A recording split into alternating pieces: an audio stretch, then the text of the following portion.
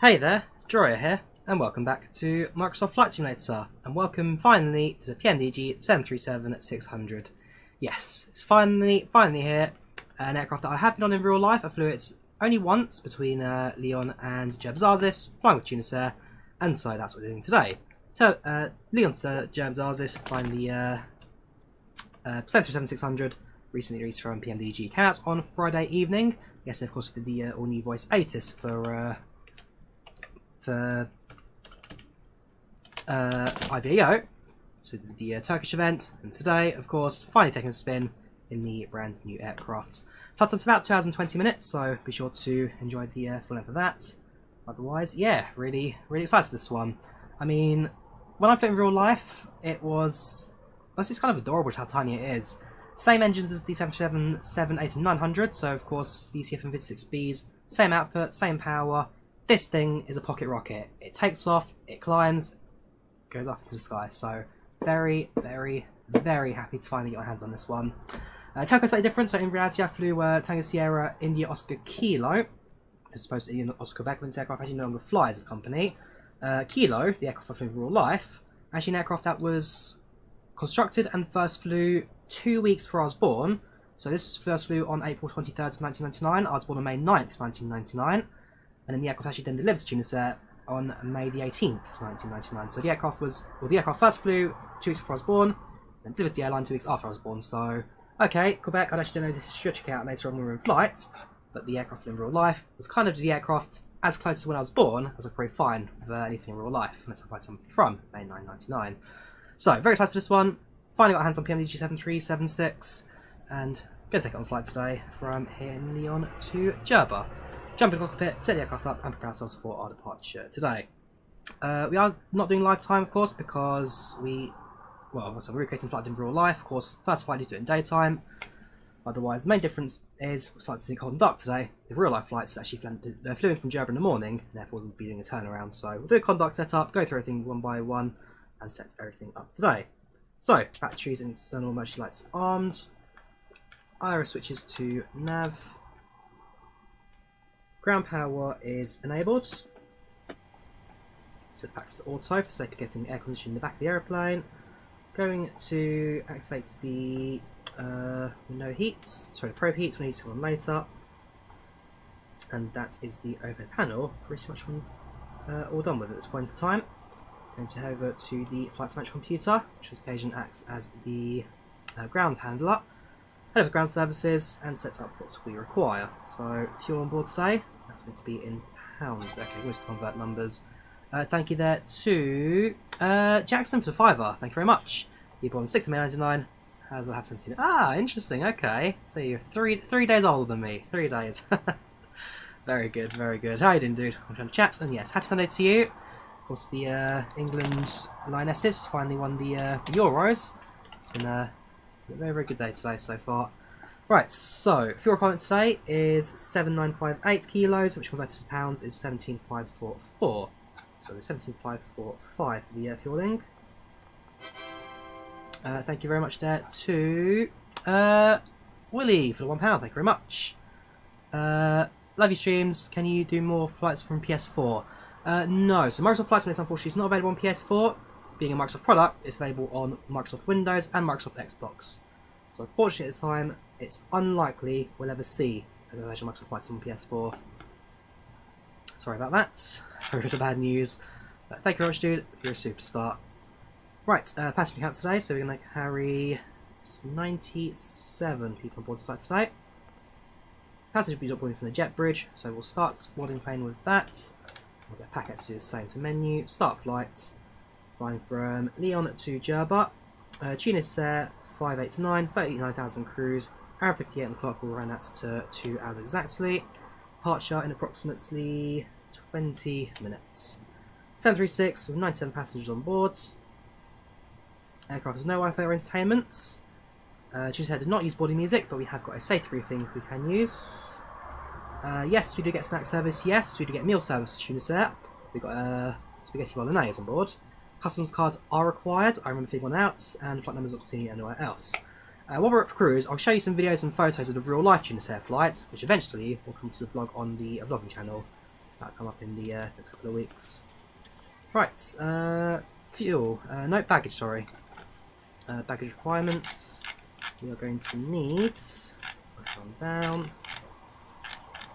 What am I looking for? There we go. Payloads, no cargo, so 3.2.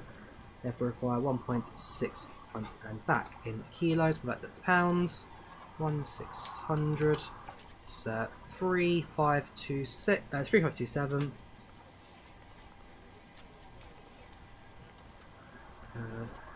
Type great. 3527 and 3528. Request the carts and loaders. As soon as they all arrive, and then start loading the aircraft from that.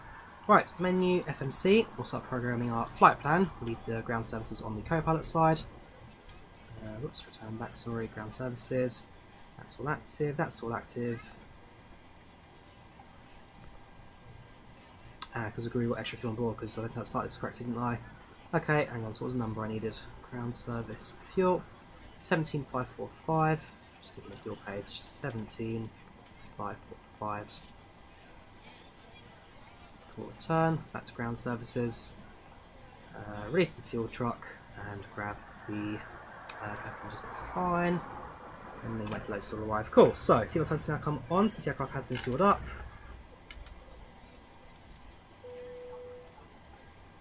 Down to FMS.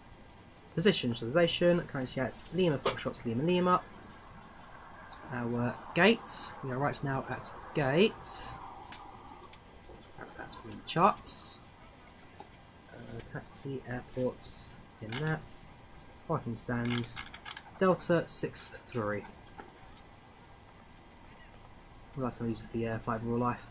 Grab our GFS position, stick that into the RS position. That'll take a few minutes to align. And while it does that, we will continue with our routing. So, unfortunately, in Lima to Tango Delta all the way around.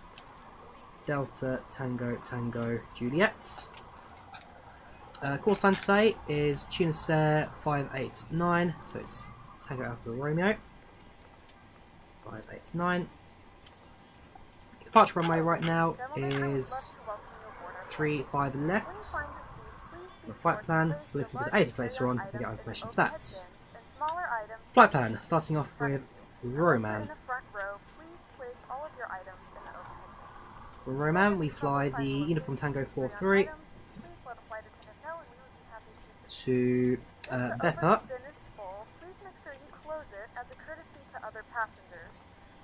Then it's Uniform Mike 728 to Colon. Uniform Mike 623. That takes us to Palos. Then we fly direct to Iprom. Iprom direct to Lunam. Well, directs to Osmar. Good question, which one is it? Osmar is North 38, East 9. North 38, East 9. That one.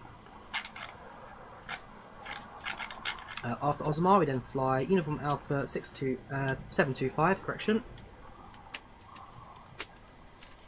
And that takes us to Tuk. Directs to Mon.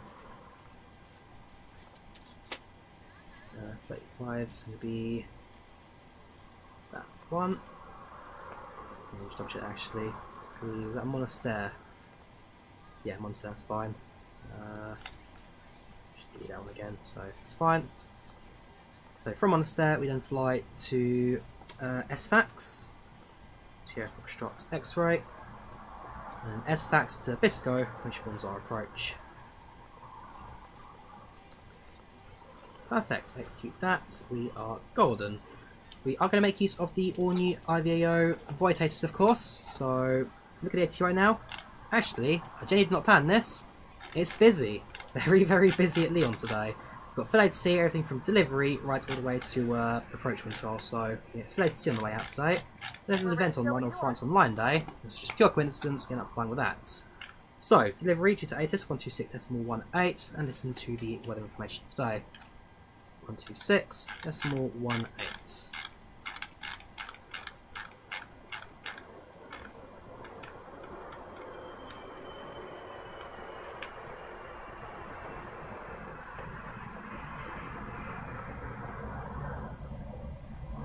Ah, hang on. It may not work.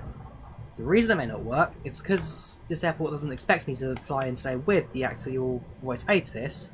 They're not set it up because again, it's still very much in. It's certainly now the access to an alpha, so the text ATIS should still be here, which should be from Lyon delivery. Information is active, but because it's still testing, they don't expect you to be here without actually using it. So fair enough, we may not get it today, but the system's still in place.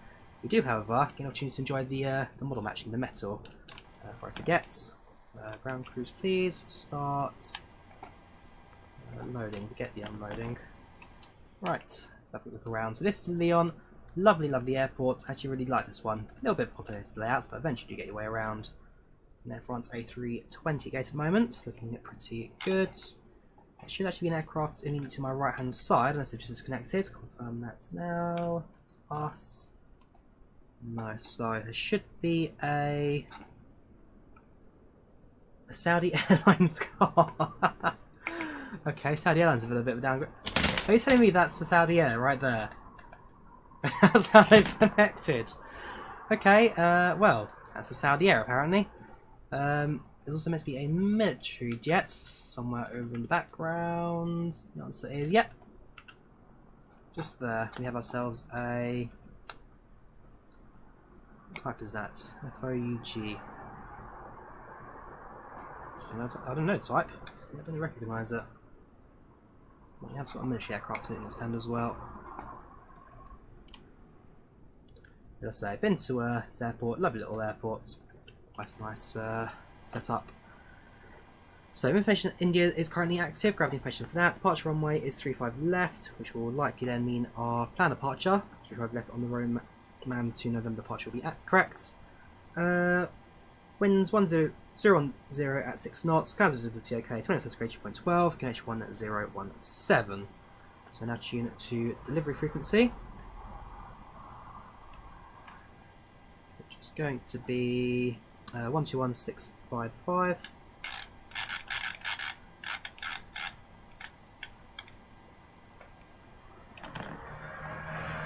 So expecting 35 left.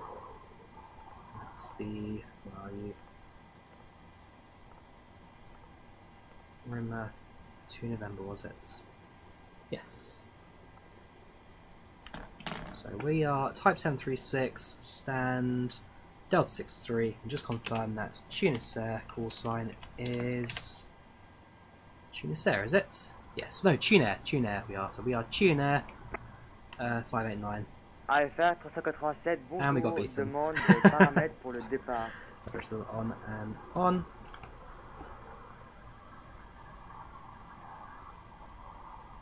Air France 387, départ AV, départ Roman de Novembre. You see the cabin? Yes, we'll have a chance to look at the cabin at some point as well, don't you worry. We'll have a look at the cabin. AFR 387, pouvez-vous répéter le Let's do it now quickly. So, cabin standards layout, 3x3 seating. They have got seatback entertainment and a first class section for some reason. That's just a very American way of doing things. Of course, PMDG being an American developer. So we've got business class at the front, two rows of that divided by two. Several rows of 3x3 seating at the back. Pretty standard cabin layout for that. Now this seat here, 17A. That's the seat I was sitting on in real life when I flew the aircraft. That's exactly what I was doing. Exactly where I was sitting when I flew in real life. Normal monitors, Omar, using normal monitors. Yes, we're not flying real time, easy. Explain that at the very beginning. Air France 387, religion, correct. Hello there, Lyon delivery. This is Tunair 589, stand Delta 86. Information India requesting clearance to Djerba.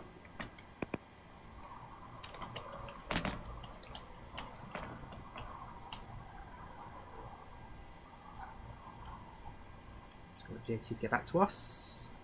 Initial climb, I'll look at it, so grab the SIDS for the there you go. Tunisair 589. Startup approved. Roman 2 November departure. Flight level 0060. Squawk 2330. Tunisair 589, we are cleared to Djerba on the Roman 2 November departure, visual climb level 060, squawking 2330. And just confirm, did you also clear us for engine starts? So, it's very early to do it. Tunisair 589, just confirm, did you clear us for engine starts? No, engine starts with syntax That's what I ground. thought. Roger that, in that case, cleared to Djerba, Roman 2 November departure, initial climb 060, flight level, and squawking 2330.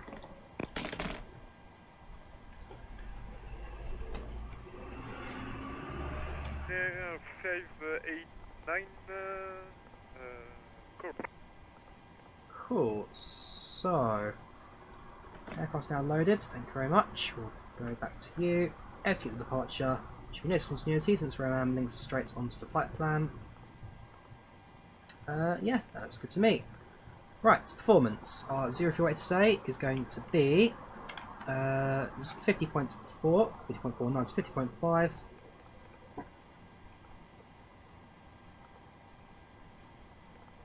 Balance. What is that? What do you recommend to you? 107. You sure? What's my flight plan? Well, 0 fuel weight predicted 50.4. The aircraft wants 100. Give it 100, but I just wholly disagree with what it's giving me right now. Fair enough. Right, so 0 fuel weight. We'll use that then. 110.7. Reserve fuel on board today, so we shall do a bit of quick maths. So it's 2.7. Yeah, 2.7.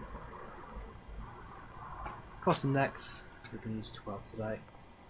Cruising level 390, 39,000 feet, no steps today, straight up to that level. And our cruising winds, go down to the wind information. Top of climb cruising winds 390 is 291 at 29 knots. 2901 at 29 knots. Outside air temperature at that point should be minus 53. Do that. It's fine. N1 limits, we're going to use a relatively low D rate for a relatively steep rate to climb. Our takeoff, we're going to use 5 degrees of flaps. Centre of gravity set to 23.1, running trim of 5.82. So we do that now.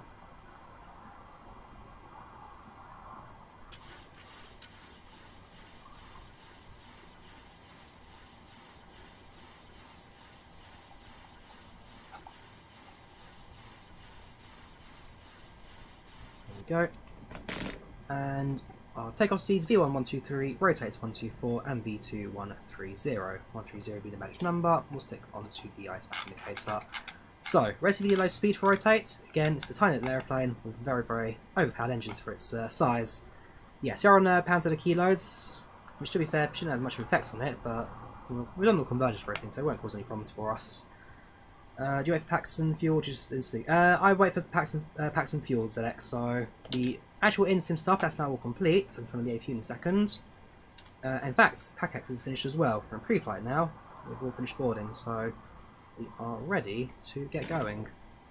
Left-hand fuel pumps on. APU we can start. Damper on. Electronic pumps on. And APU bleed. We'll wait for it to become available. We'll switch that one on.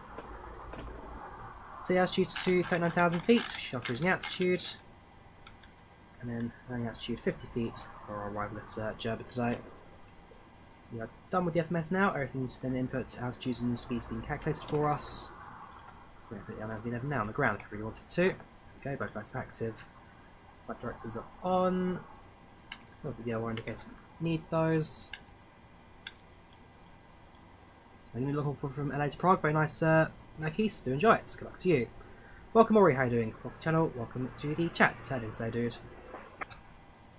What I'm going to do is while we wait for the AP to start, pre-plan our pushback. We've already got to do today.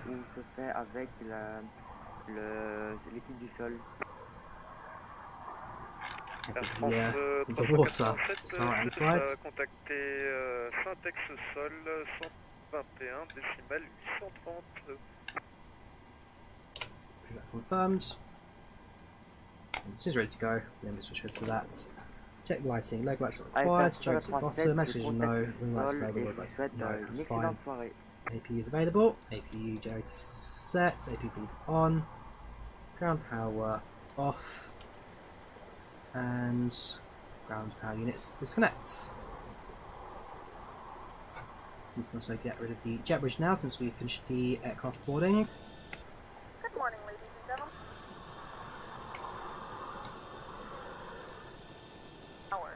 Now that the cabin door is closed, please make sure that all devices are in airplane mode and your large let's run the parking brake, remove the chocks, and now partly independent of the ground. Just run that page for now, and you can go to our performance page. So greet the passengers, and then we shall request our push and start. Good morning, ladies and gentlemen. It's Tuesday flights 589 from Lyon to Djerba, Zarsis. Flight time today, 2 hours exactly. Just finish off the aircraft preparations now, and we should be pushing back for our departure in the next minute or two. We thank you for Tunisair. We hope you enjoy your flight with us on board today. We sit back, relax, and enjoy flights. Looking at the weather ahead, our expected arrival in Djerba, we are looking at around 30 degrees centigrade with clear skies and no clouds being reported. But we'll give you an update as we get closer to destination. So once again, sit back, relax, enjoy your flights, and we'll be flying with Tunisair.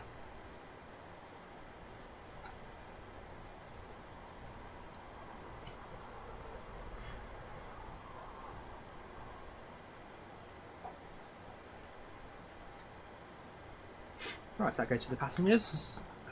Beacon lights now can come on, and let us switch over to ground. So Lyon ground is 121.83.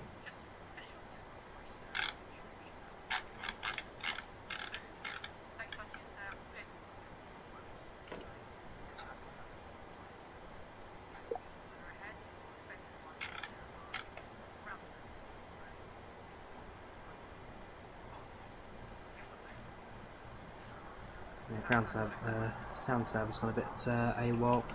I'm sure I'm going to be my squawk before I forget. Squawking 2330.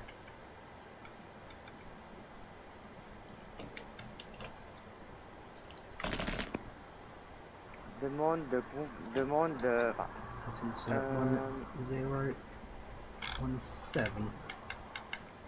Je sais que j'ai demandé à Del, mais est-ce que je peux vous demander la mise en route ou trop tard?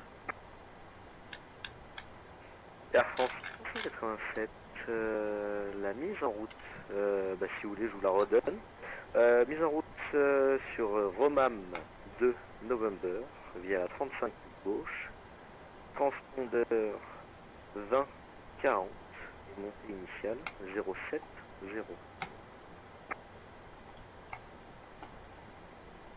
Right, let's go and give us read back, and then we shall do our taxi request, pushback request even. Hello there, Lyon grounds. This is Tunisair 589, stands Delta 86, requesting push and start. Tunis 589, good evening, ready to push on east. Tunisair 589 pushing to the east.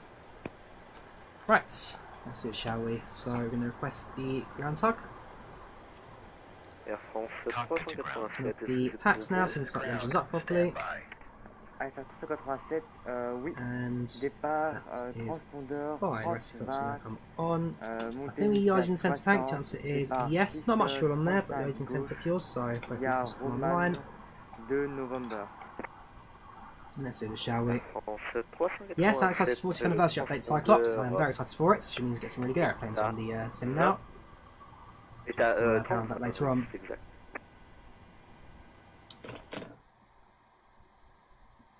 Okay, sir. The bypass pin is installed. All doors and hatches closed and all ground equipment is removed. Please set parking Donc brakes. Air France Ooh, on the sets. Go now 387 quickly. repoussé. Flight time today, Caspi is 2 hours. 2 hours exactly. Please set parking brakes. That's the parking brake. The parking brakes are set. Air You may France lift. peut-être un... Please set parking brakes. Force it. Parking brake set. There we go. Lifting the aircraft. Air France 387. It is doing 600 700 rail fan. Size. The 700 holds Rear about starts push. 20 more passengers than 600. Okay, cleared for It's push. about 2 meters longer. Parking brakes are released. Commencing pushback. You can Je start the viens engine avec sequence. 737, je You n'ai will pas start in fini the de sequence. démarrer le moteur droit. Air France Let's 387. push, shall we? Et oui, c'est rapidement une fois que vous êtes fait votre poussage. Engine 2. Ground.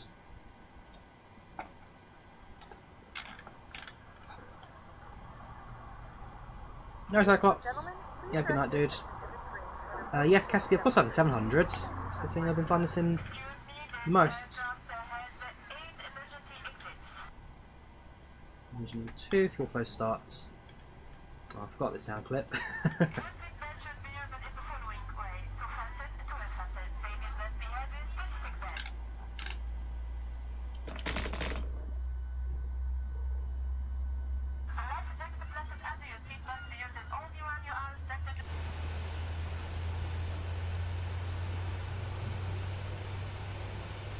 He's out there's an aeroplane.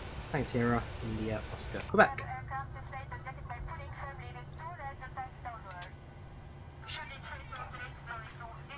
Engine 2, good starts. Engine 1, ground. Okay, pushback completed. Please set your parking brake. And brake. Still can't set you. I don't know why. Menu, actions, ground services, chocks are removed. Very odd. Parking brakes set. Please set parking brakes. Parking brake set. Lowering aircraft. That's engine 1, You may full disconnect. start. Okay, sir. Cleared to disconnect. Pin has been removed. See you at the side. Have a good flight. Holding position waiting for the visual. Thank you and goodbye. Yep, Plunder Bay going today, Rail Kingdom.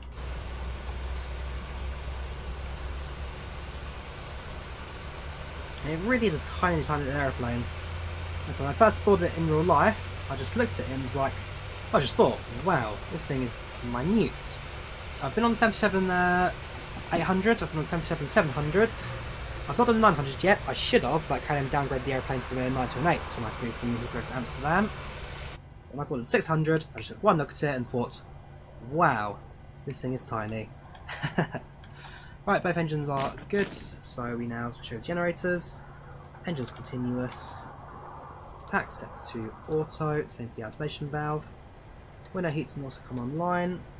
APU we can shut off. AP generators, AP bleed off, sorry. And that is our overhead panel complete. Do a quick flight controls check. Elevator's good. Aileron's good. Rudder's good. Spoiler's good. It's down to 5 degrees. And let's request our taxi. Tunisair 589 is ready to taxi.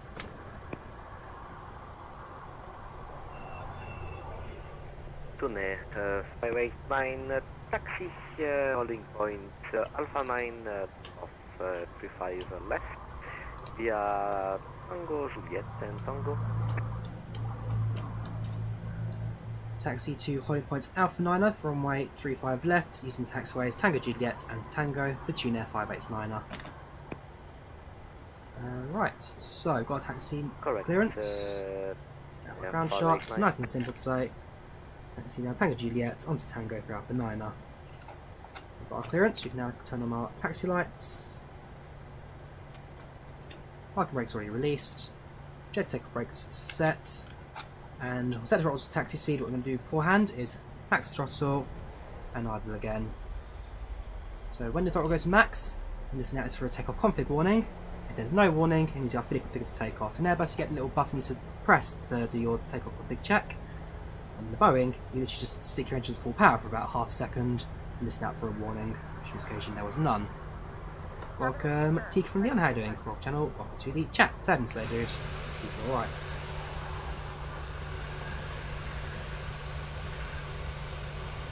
The aircraft that's singing around. It's in Lyon now.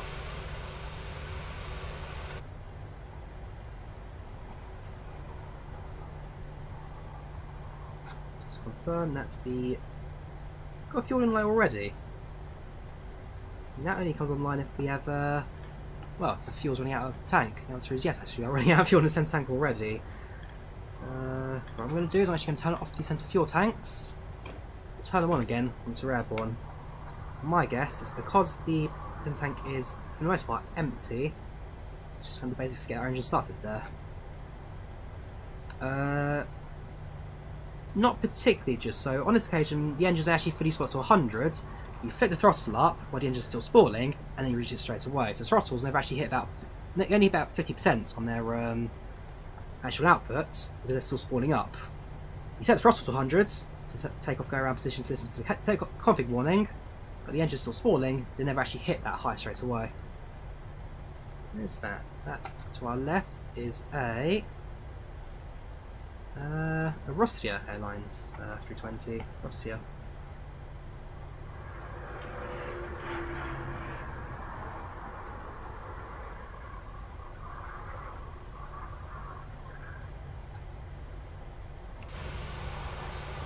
Great taxi sound there from me, I must admit. Got a Swiss in the background over there.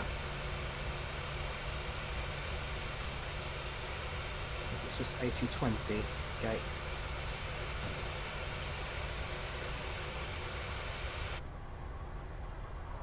Make a right onto Tango, and just the very end of this taxiway, Tango 9er, sorry, Alpha 9er, hold short, Northwest Star departure. Yes Bounty, IVAO and VATSIM are both free. Free to join, free to fly. On this occasion, we're flying with IVAO. Flight time 2 hours, Jackson, 2 hours.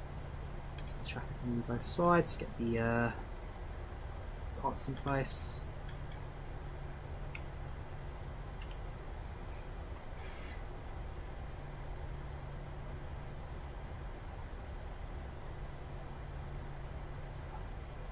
Ryanair at the very end there as well. Ryanair 270. Very far away. I don't know if it's just a remote stand. I've just started to spawn there for some reason. Yeah, look at the map. Quite busy here at Lyon today, that's us. A few aeroplanes tossed around. It's good to see. As you know, getting a bit busier.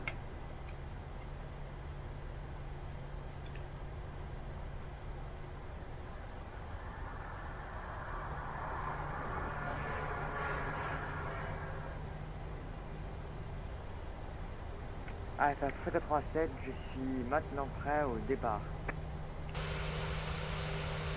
Air France 387, c'est repoussé céleste sur le taxiway Tango. The mouse scroll's my best feature, I'm afraid that's not going anywhere anytime soon.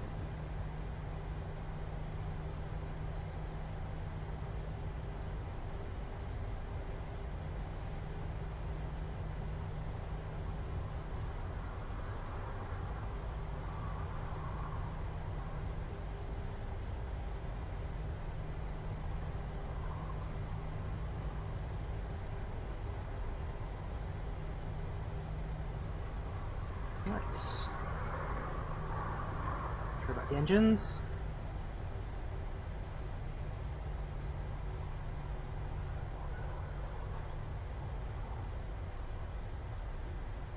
And hold position. Tunisair 589 holding Alpha 9 is ready to depart.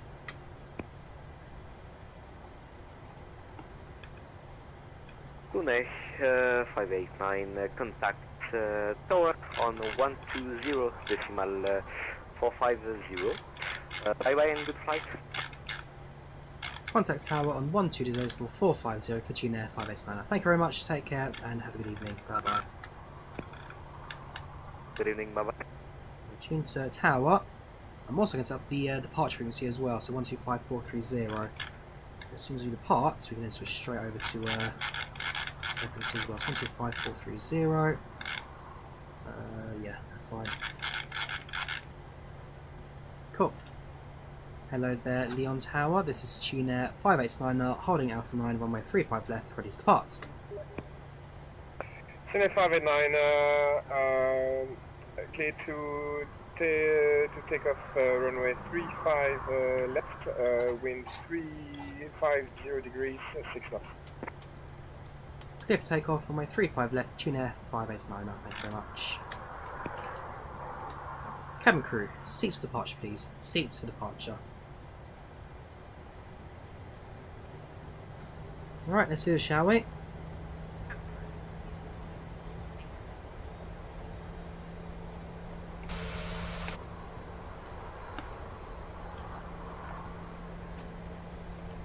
Moving. And there we are. Just been very, very heavy. Okay, more power.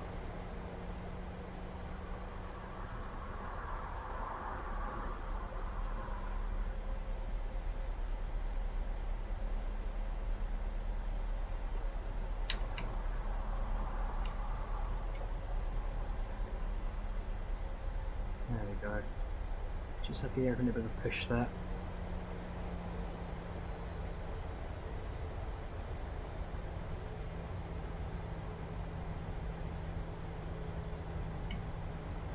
Transponder's turned on.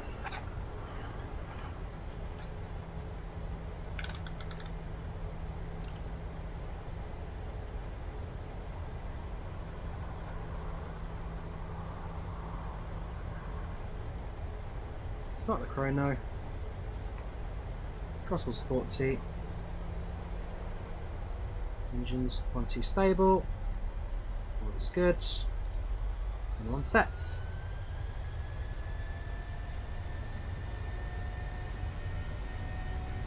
Airspeed live, 60 knots, 80 knots,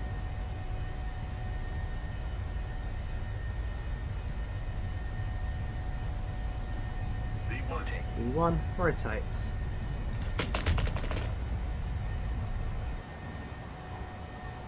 Positive rate of climb. Gear up.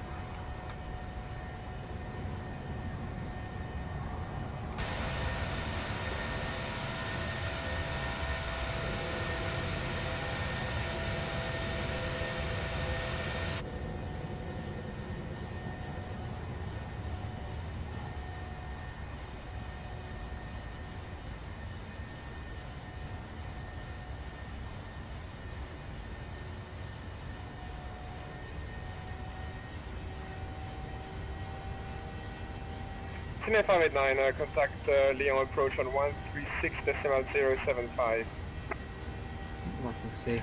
Negative Tunisair 589, contact Lyon departure on 125.43. Fourth zone. Departure on 125.43 for Tunisair 589. Thank you very much, take care and good evening, bye bye.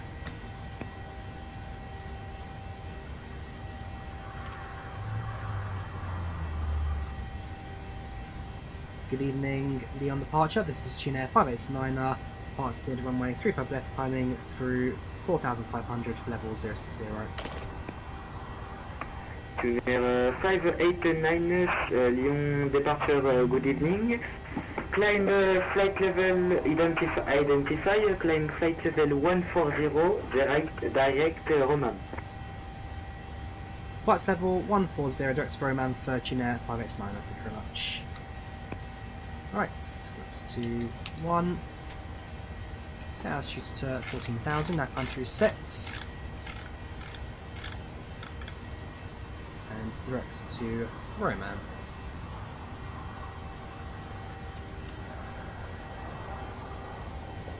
So one by hand. Goes up a little bit. Test brakes. And gear into the off position.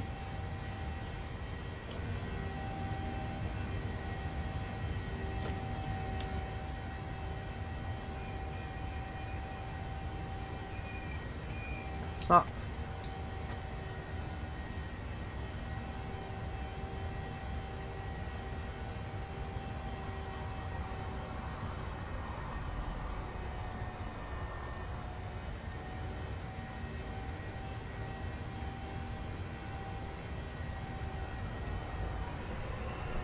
Yes, first off, callouts are built in PMDG. They can be configured in the tablet, but they are built into the aircraft.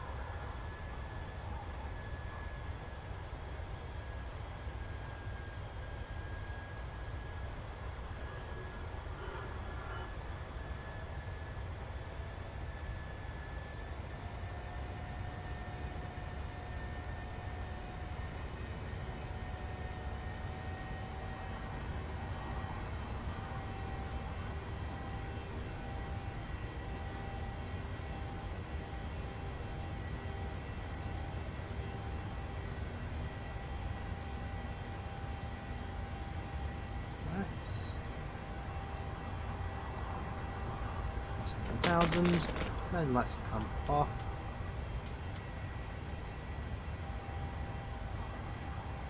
As soon as you lift the airplane off, switch on the autopilot, and the airplane take control of the flights. Flying manually bit longer than I normally do, I must admit. I'm on autopilot by now, but getting it the first time by hand, have quite extensive bit themselves ourselves. What you will do is level off at this point here, resets the direct to, and then autopilot activates from this new point to new waypoint. And I've been active, autopilot, auto thrustles active, everything's all set. Take it in one. And there we have it. Tunisair 736. Tunisair 589er, number controller, monitoring Unicom 122 decimal place, bye bye. Over to Unicom 12 decimal place, Tunisair 589er. Thank you for service, take care and have a good evening. Night. One night. Thanks for Right, over to Unicom 12800. I shall say I'm probably through the remaining flights. But so far so good. It's handling pretty well the 736. So it's a little more nimble than the 700. It's a very speedy little airplane this. Again, you expect that an airplane that's basically really small with overpowered engines that's designed to fly out of some of the more harsher terrains that the 737 can operate in and out of. Djerba, of course, being in the middle of the deserts. I got Nimby Rails recently, hope you enjoyed the video. Yes, I have had people ask me for Nimby Rails because I do actually really enjoy the videos. I did enjoy them as well. It's a great little game I do play in my free time, but I need to find out something that's more interesting to kind of get the videos out of it, I must admit, but I'm sure time will come for it. Reset altitude to level 3900, which is maximum cruise today, and then from there we appears to, well, it's back on our own as well, so reset the VNAV, to climb outs. Seatbelt sign can come off. Reset the engines continuous back to off. And seatbelts off. Thank you there. Batic offers tenner. Thank you very much. All the best, Drawyah. Keep up quality streams. Thank you very much, dude. Again, you are an absolute superstar. Good to see you again. How are you doing? Again, stop throwing your money at me, dude. You do it all the time. Stop. I'm not going to bankrupt you. But again, thank you very much. We're going to get the 737-100, but no, if you want to spend $600 for it. Speaking of price, Caspi, the 600s, this one costs $35. It's about €32 or £30. This thing is cheap for what it is. It's a fully fledged PMDG 737 model. Yes, okay, 600 is the smallest of the variants, but if you can get by that, this is a PMDG 737 for $35. You cannot get a better price than that. I don't think you can for level this airplane's level of quality. Phoenix is good. That costs $50. This is $35. The pricing for this, yeah, that caught. I think that caught people by surprise. I mean, as I said, the 600 may not be the most popular airplane of the 737 fleet. Certainly not that PMDG will sell too many of these, because again, not many people flew it, but at that price you honestly cannot do, you can't do that bad, you really cannot do that bad. I think it's completely got, it's spot on the price, and it's Very, very good. Forcing England beating Germany 2-1 in the women's women's Euros final. Really, really good game. That's really, really enjoyed it. Okay, the quality of women's football may not be as high as the men's on some occasion, but that was a really good game of football. Okay, the last goal from England was a bit scrappy, but the whole game throughout, really good quality. Fair play to Germany, they did play us on the back foot there as well, but their star striker did have an injury or something. They pulled out of the final just before the game started, so that was a bit of a shame for their part. But it was a good game of football, I did enjoy it, and it has finally come home, so well done Lionesses, you've done us proud. 736 is your favourite center on Xbox FA it's very good. The cockpit is very similar, yes, F99. The center cockpits are very, very similar across the board.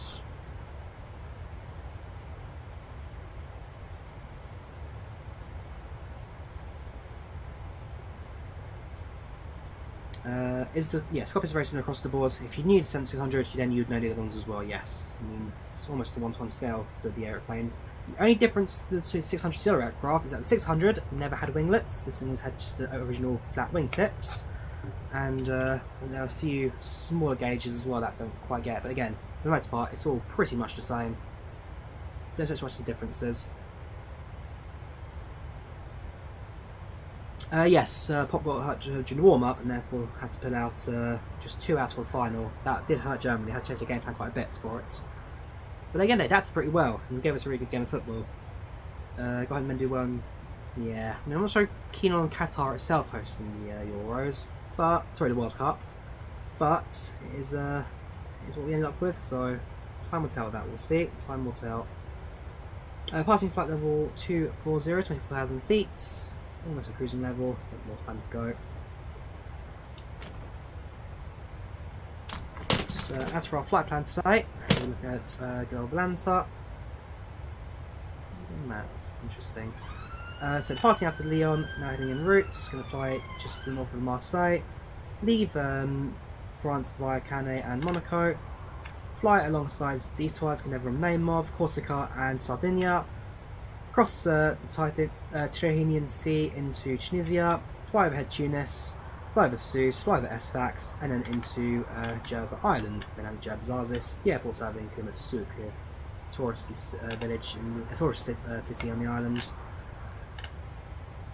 So again, I've done this flight in real life. I did fly as a passenger, and so while we're en route, we'll have a chance to, well, actually have some real life photos I took on this flight. So April 27th, I flew in real life. Let's grab the odd albums. In fact, I'll just space look for this one. It's actually an hour I've literally created for the premieres. Actually, no, I did it from the whole thing. Right, it's April 27 on the month. Let's find to Lyon. In May now. It's Serbia. There we go.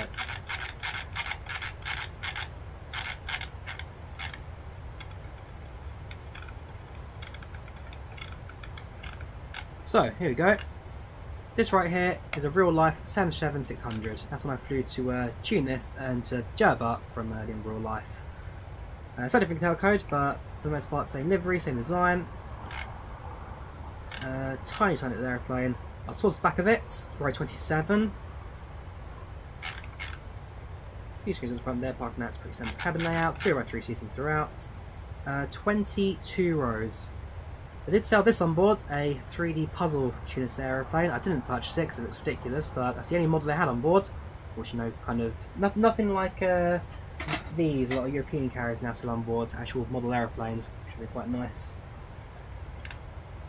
Onboard meal service, so we had a pasta bolognese, which actually wasn't terrible. We had a couple of buns, cake of some sort, and a little tuna salad, also a can of Fanta. Thank you there to Venkatesh for the $50 US. You sure, dude?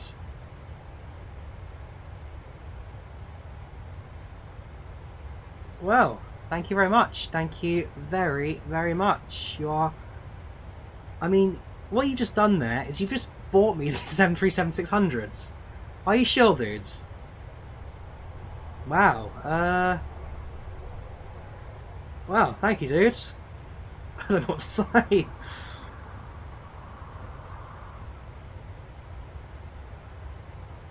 Well, thank you.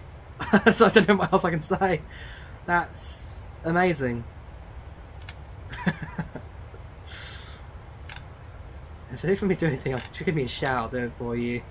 Here we go. This is the boarding cards, the entry cards you have to fill in to enter Tunisia. So you put your name, your details, place of birth, nationality, your profession, like in Runway's case, passport number, place of issuing, coming from, going to, and the address you're staying at, and then your non-residence business card as well. So these are for everyone. And if you're non-Tunisian citizen, you also put this bit down here as well. These need to be on their boarding card. That's the wing. No winglets. There we go. That's actually this is actually seat and window, same view.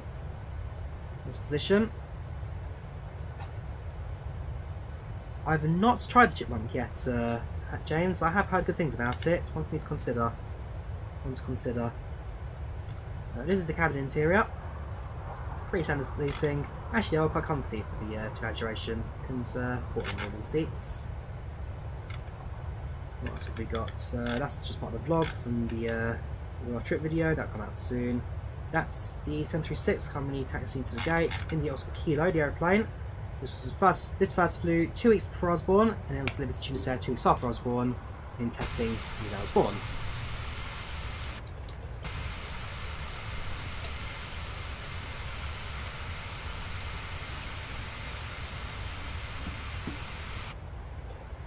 It's a nimble aeroplane. This absolutely do adore it. So yeah, there you go. That's my Tunisair experience. Loved it, aeroplane. Would highly recommend chance to fly if you get a chance to fly the 736. Here's the landing. I'm showing landing. We're going to show takeoff first. So this is takeoff in Lyon, if you can find the video. It's a bit messy across time zones. Where is it going to be? Oh no, sorry, takeoff video failed to upload. It's on my Google Drive. Okay, watch landing then. Not this one. It's going to be that one. So standing real life, the 736.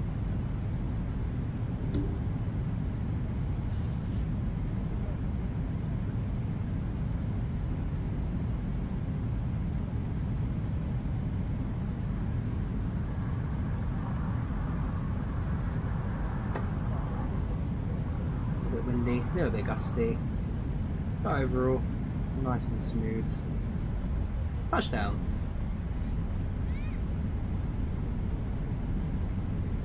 Yes, Marcos. Apart from the length, this aircraft is essentially the same as the 700.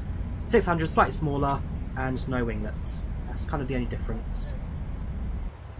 So as you vacate the runway, here you go. So we vacate the runway, and of course, the first thing that happens. This dude, he's ready to go. He's on his way out already. Yeah, it was a good flight. So I did 3 flights in out of Tunisia. So I did the flight from Lyon to Djerba, a Tunisair Express from Djerba to Tunis, a Tunisair Express again from Tunisair to Djerba, sorry, Tunisair to Tunis, and then eventually a Nouvelle flights from Djerba back to London Gatwick. So quite a few flights. There's the passport stamp for Tunisia. Interesting to stamp that. Otherwise, yeah, we'll do the ATR 72. It was a good trip. This really enjoyed it. Favourite aircraft, probably 737 or 747. Favourite airline, Ryanair or Jet2. I hope to get PPL Drawyah one day. I plan to. I do plan to at some point. Just figure out the case of when and where. But yes, it is on the list. It is on the list. Ah, what's his name? It's on my Discord. Whose father used to fly for Tunisair. I can never remember his name. That's it.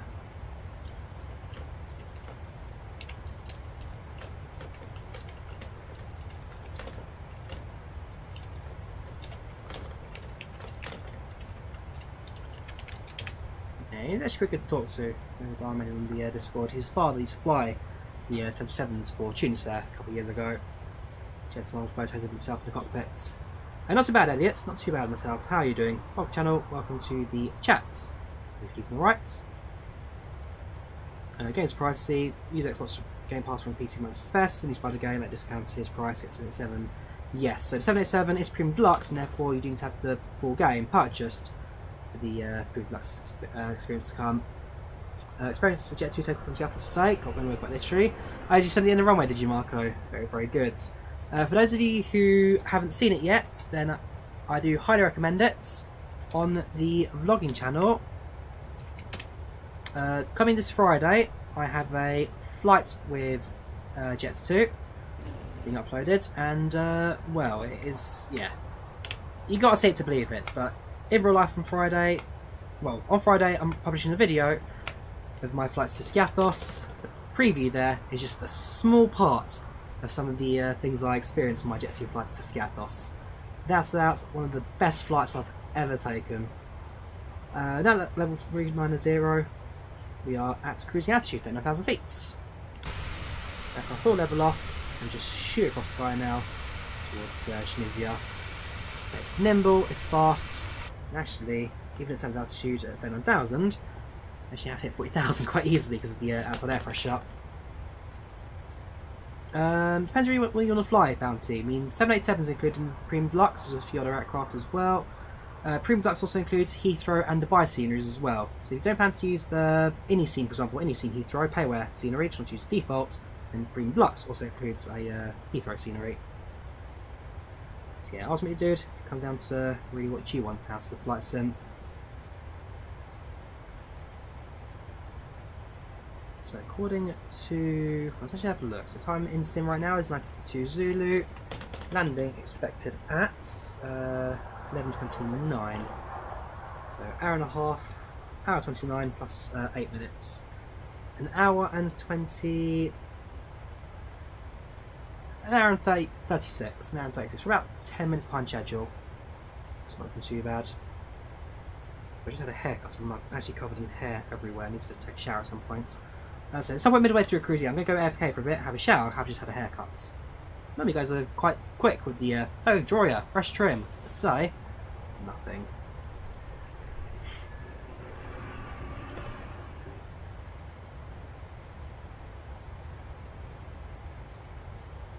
So, let's go Robert Cruise, aircraft unstable. Let's go through the cabin. Let's first look who was on my seat. So I was on seats 27A. So, ooh, actually that's incorrect layout. That's, well, I need to change that. 1, 2, 3, 4, 5, 6, 7, 8, 9, 10, 11, 12, 13, 14, 15, 16, 17, 18, 19, 20, 21. Okay, so it's 22 rows. Actually, no, that's my seat. So yeah, my seat is empty right now. No one sitting on my seat. I need to remind myself to change that to row seats. That shouldn't be a wall there. That's incorrect with the Tunisair livery. Tunisair layout. I'll do that in a bit. Go to the cabin, spot any names, give us a shout, but I don't think on this occasion we're going to really spot too many. You never know, someone may show up. Nope. Nope. And no. Nobody today. Nobody I personally recognise. If anyone spots anyone, give us a shout, have their stats for you, but I don't think there'll be too many as you really know. Mix of French and Tunisian names on board today. Apart from that, satisfaction at 79% at the moment, so not the highest ever. I'm sure on the cabin crew do their meal service, hopefully that'll start to improve things slightly. I have, go back to my photos. Now, I'll give Tunisia credit as well, because when I flew to Tunisia on the 20th of April, I was actually leading up to the very last weekend of Ramadan in the Islamic faith. So I must admit, when I booked the flight, I was completely unaware of that fact. But when I landed, all of a sudden, well, first of all the restaurants are closed, so there are a couple of days where I actually couldn't eat anything because there's just no way to buy food. And second of all, you go on the streets and everyone's just celebrating, having fun, enjoying themselves. The trip to Tunisia was, like I say, it was eye-opening. It was a very different experience from what I normally do. And it was similar to the Sahara Desert, of course it would be different. But honestly, it was, without a doubt, one of the best trips I think I've taken. Definitely worth it. Yeah, that was on meal service. So pasta bolognese, a tuna salad, slice of cake, and 2 buns. And this was served during Ramadan. So not many passengers had the meal option because, of course, they're fasting. And actually, I was halfway through eating my food. I was eating. And then I kind of think a minute. Hang on a minute. No one else is eating around me. And I almost kind of stopped. It's like, is it disrespectful to now be eating this food? All these other people fasting on board who haven't had a meal pretty much all day. So I kind of just sat there for a second. I just contemplated, like, should I just stop? Do I finish the meal? Was it a bad decision to take the food? I must admit, I never got those questions answered. Nobody stopped me. The old lady sitting next to me was, well, she doesn't speak much English, but she definitely just looks at me and smiled when I looked at her. But, yeah, the questions that I want to know the answer to, but will never ever know the answer to. How's our Tunisair doing today? Looking so far so good. Just went flying over the Alps. This is any photos of us flying over the Alps. Must have something. No. Okay, so the Alps are in the distance. Actually, I think in reality we're slightly further more to the west of this flight plan. Yeah, there's the Alps in the distance over there.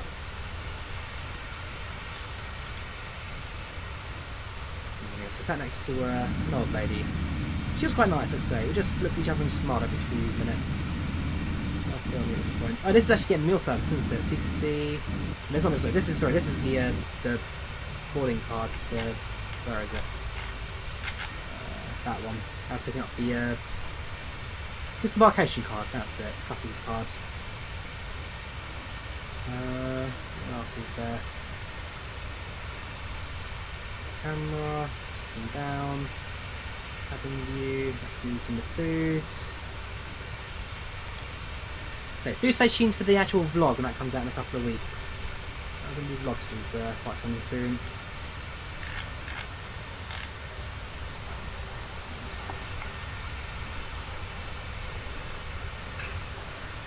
Camera mod, no James, camera's default. And then MSFS, this is just default camera. ATC today, there was on departure Marco. I don't know about the rest of the flight, I have to scan the map. But on departure we had everything. We had delivery, ground, tower, and a departure route going on as well. And on departure, we had everything on the way out. Apart from that, Egypt's online, sadly Tunisia is not. So it's probably going to be Unicom for us to fight, but we'll keep an eye open. You never know, someone may pop online. What she's going to do is also going to cheat slightly. We're going to go direct to barracks, just to save ourselves a few minutes. Or barracks, sorry.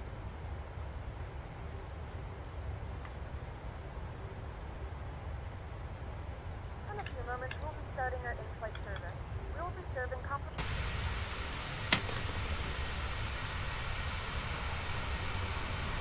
I've done a video on my custom camera settings, James. I've done a video showing how it works and what settings you need to do. So, recommend just search Drawyah camera into YouTube and follow the instructions that I basically show you. Right, now flying overhead Nice, that's Nice airport down below, and Monaco, just a little bit further to the north.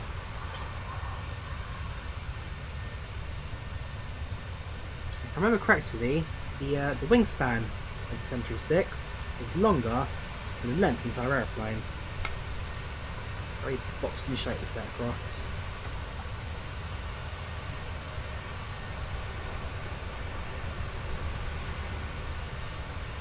So long, France. It's been a pleasure.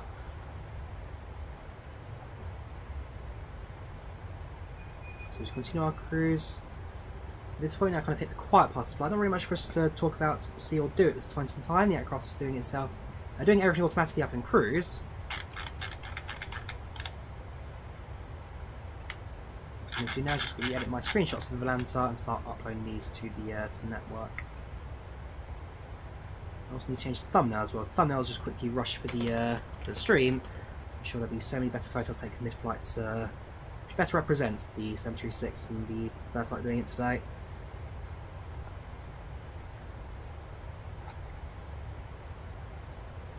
It's a lovely aeroplane to fly in. Nominee operator, I think the only operators of this aircraft now are Tunisair, Djerba, and I think there's one aircraft operator in Canada, as well as Janet, the US military, into Area 51 for Las Vegas. I can't remember it's either Canadian or Alaskan. There's one operator over there which still operates 736. I can never remember their name. Love videos, always much to learn so much. Thank you, Silverstraight. Thank you for the kind words. I'm glad you enjoyed the watch. Again, always appreciate the support and always appreciate donations, especially ones we've had today. Absolutely mental the generosity you guys sometimes. Again, just can't thank you enough, because without you guys, I mean, I certainly wouldn't be sitting here right now streaming new airplanes like this so quickly. I remember when I first started out in Flight Sim, my very first stream was a freeware 777-800 in FSX, based on the default model, flying Norwegian Airlines out of default Gatwick into a freeware Helsinki on default FSX autopilot, and sorry, default FSX ATC. I mean, when I first bought that PMDG 1037, I mean, that was mostly at my own money rather than YouTube income, because then there really wasn't much in the way of income. But I looked at it as like, wow, this is a really high quality airplane. I've got it now. In fact, I've still got the disc for the PMDG 1037 on my shelf for the FSX version. But without you guys, certainly I wouldn't pick up high quality mods, add-ons, airplanes like this. So you guys that help fund it, and even the vlogging channel as well. I mean, I do use some of the income from that to go towards the vlogging channel, because that's kind of what the YouTube income is there for. Whatever I get, I reinvest, and so it all adds up, it all works out, and it's also helps us explore the world a bit more as well. And of course, bring you guys with me. GoPro in hand, walk around the airport sceneries and world, and just kind of hang about and see what there is to do. The channel's been a mental roller coaster, so like I say, without you guys I really wouldn't be in this position right now. So with that, I just can't thank you enough for the support. If you guys ever get bored, then just say, Drawyah, stop uploading, I'll stop uploading. Until then, yeah, I'm here to stay, I'm here to film, I'm here to stream. There'll be some occasions where I may get a little bit burnt out, and then for like a week or two off, just take a quick break, but for the most part, it's been rather well balanced, I can't deny. So yes, massive thank you to everyone who has supported, watched streams, donated, everything. And of course, the next release from PMDG will be the 777-800s, and that's what we're waiting for. As soon as that comes out, bam! MSFS, Ryanair ops for basically the rest of my life. We've done a few Jet 2s as well. If we can get a 777-300 MSFS, then that's Jet 2 ops all sorted out of Leeds Bradford. But yeah, the Ryanair ops certainly will not be ending anytime soon when that comes out. So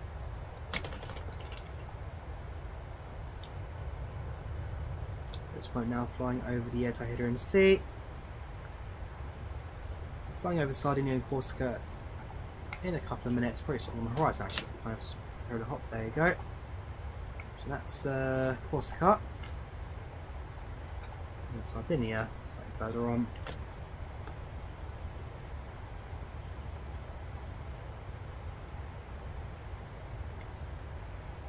Can you make a video about the antenna of the airplane? So, the plan with PMDG tutorials, I've not done one yet. The plan is, as soon as we get the EFB tablets, when PMDG release that, then I'll do a tutorial for this airplane.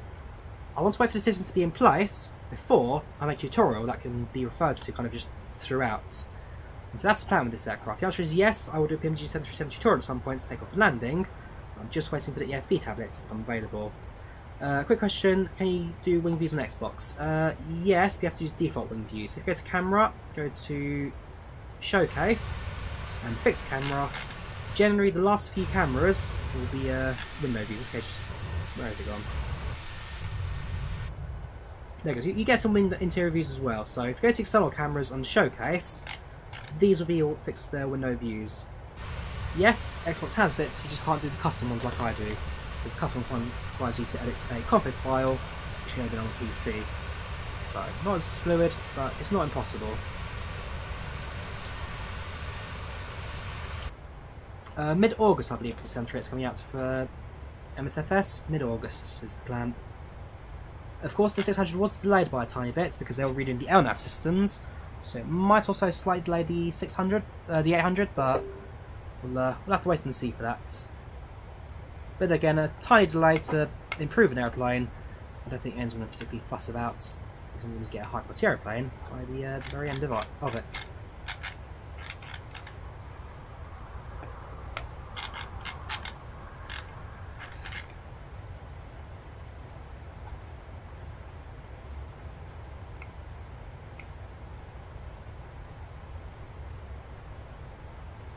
So, upper cruise satisfaction has been up to 82% now, as we are finally satisfied. I'm sure when the proper meal service comes through, I'll see that increase a bit further. 3 cabin crew on board for our 97 passengers on board.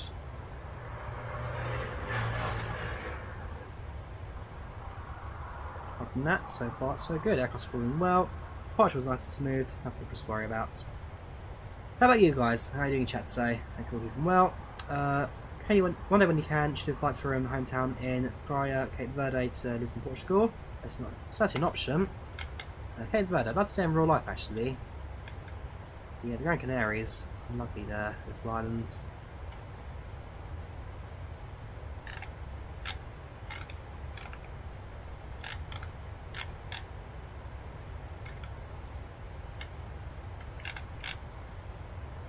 PMDG Centre will come to marketplace. Not sure yet.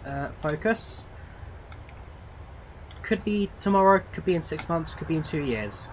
PMDG have not given any information on the release of Xbox just yet. They have promised it will come, but unfortunately for Xbox users, it is a bit of a waiting game. So marketplace, you have to hold back for a little bit longer. Not too bad today, Cass. How are you doing today? What channel? Want to chat?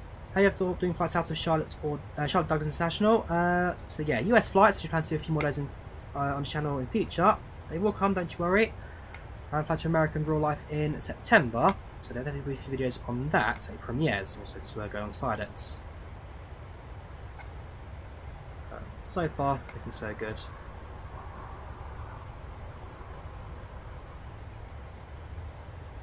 Yes, you're German, of course, you're in there.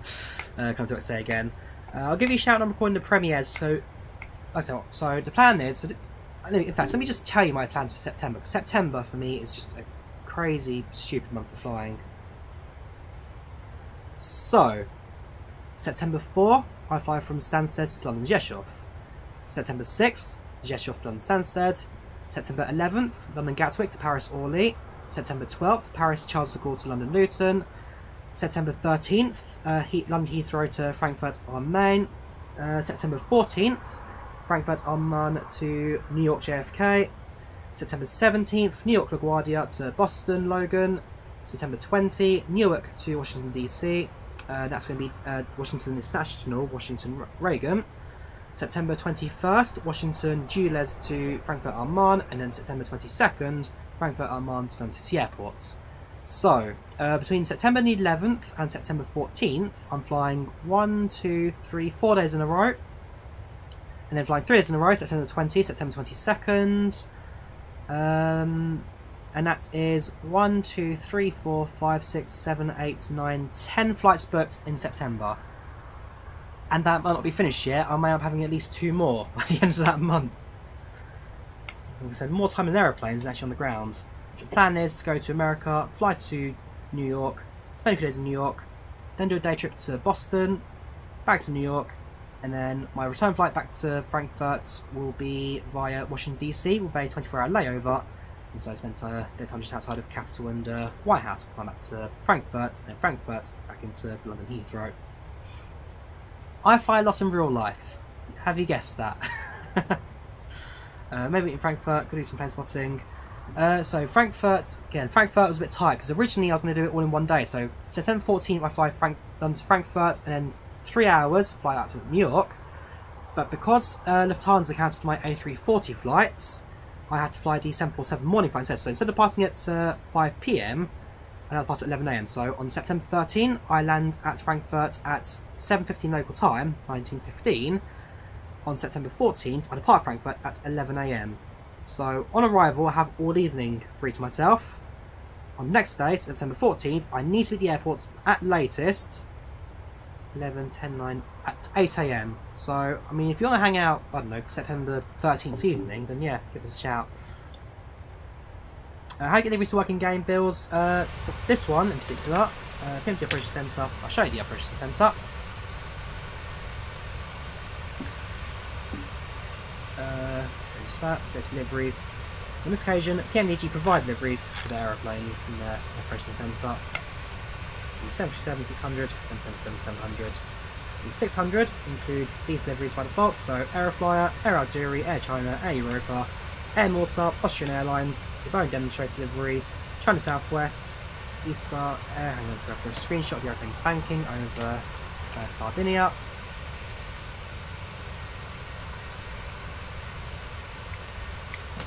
There we go. China Southwest, Easter Air, FlyGuide Span, Janice Airlines, Lauder Air, oh yeah, Lauder Air put 736s, didn't they? This is before they became Ryanair amalgamated. Malev, yes, they put it as well. Midwest, Scandinavian, they were a really big operator of it until they retired in 2019. Another Scandinavian variant. Southwest Airlines, Tunisair 70th anniversary variant, Tunisair Standard, United Airlines, and WestJet. So these deliveries that come, the PMDG 736. I just at the airport on the 13th. So the plan is, I land. I've got an Airbnb booked basically for the night. So I haven't got a place to sleep when I get to Frankfurt. But if I'm in if I've got a night in Germany, I'm gonna go out and do something. Don't you worry. So yeah, you've got me on Discord. Drop me a message. I'm sure we can try and plan something out.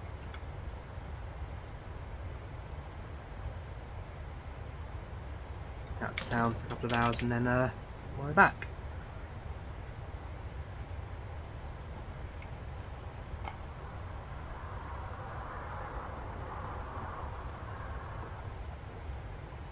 So yeah, so I've got 10 flights booked September.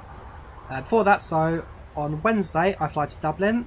On Friday back to London.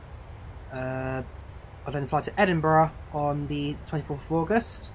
So I've got 13 flights booked so far this year.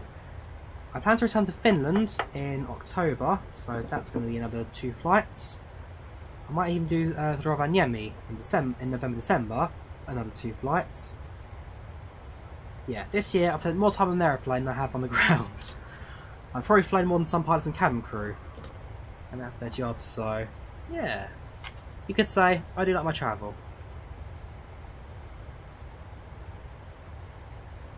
I do try and offset carbon where I can. Flying commercial is certainly not better than flying a private jet because you're spreading the cost of spreading the carbon costs across the entire aeroplane as opposed to just another aircraft that we'll see. Another 359 to Finland's probably not Marco. I'll probably end up flying just a Ryanair return. So Ryanair from Stansted to Tampere and then a Ryanair from Helsinki back to London. Only because the flight is £14 one way, so I'm looking at £28 return. Finnair, the A350 costs you about €90, so it's a lot cheaper to fly Ryanair.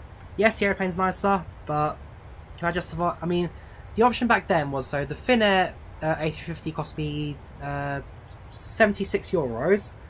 Ryanair wanted €72. So on that occasion, the price difference was €4. The A350 made that more sense.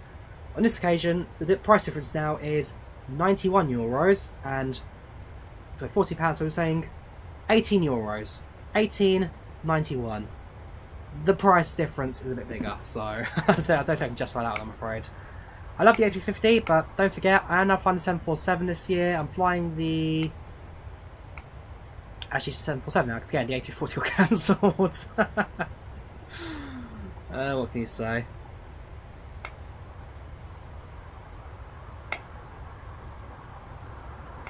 Hello from Jamaica. A little bit later, bringing you me and Parsons Day for anniversary. Ah, very nice, very nice. Do enjoy yourself. Do enjoy yourself.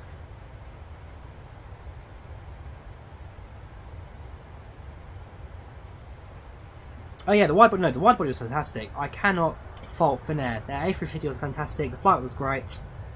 I absolutely adore that aeroplane. I absolutely adore that flight. Something I'll try and do it at some point. If I have flights like say Tokyo or somewhere in Asia, I'll make a stop over in Helsinki, just to fly the Finnair beats again.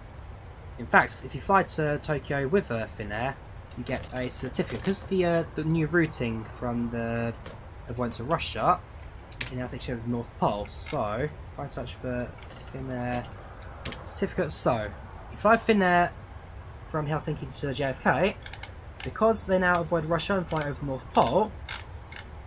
This is the routing. You get is a certificate. The certificates say that you've been over the North Pole, and yes, a couple of stickers. Flew the North Pole, so yeah. I want that.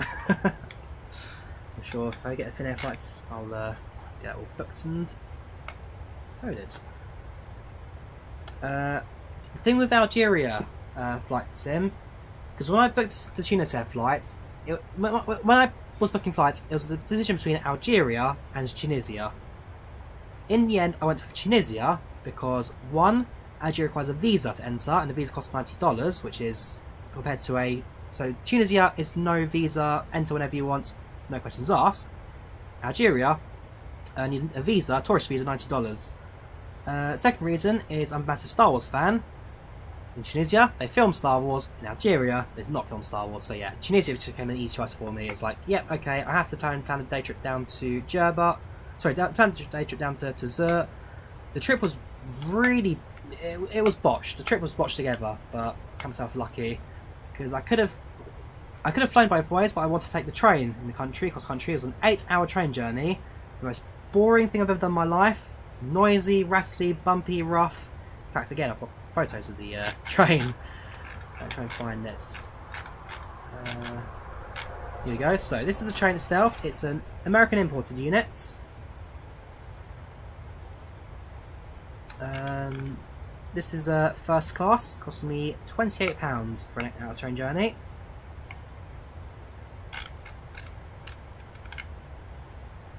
This is me on the train, just bouncing around.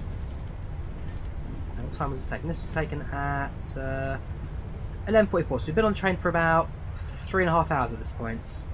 I'm not even halfway yet. And eventually I realise, hang on a minute, there are no doors.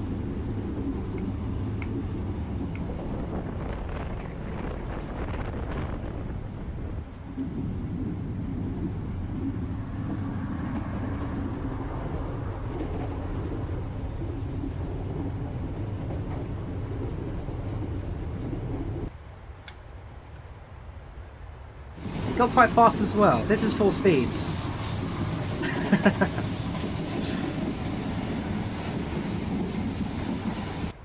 As you left one station, there were kids throwing rocks at the train. I think it's this one. There you go. This now a few bangs.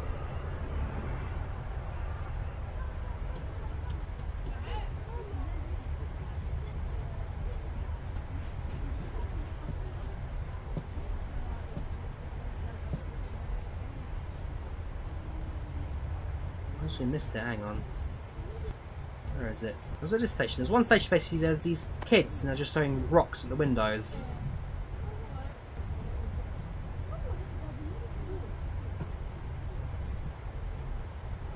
Sure it was this one. There you go, yeah. There you go. Kids running. Here, just bang. Thuds.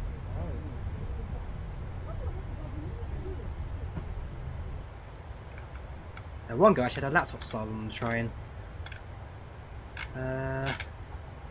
And the answer to Alan's question is yes, I did see Uncle Owen's farm.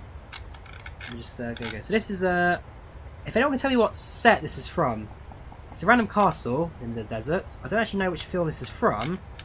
But if someone can tell me what this is from, then please let me know. It's just like a castle wall out in the middle of the desert. It's a relatively new set. There you go. This is me riding a camel into Mosespa.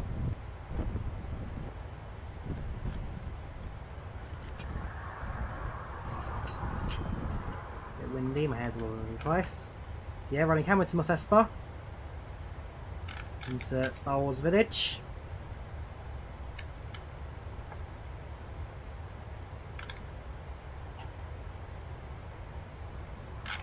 We also went to, actually before this even, went into the valley. So this is the valley where Luke Skywalker meets Ben Kenobi. So this is where Luke has the tumble.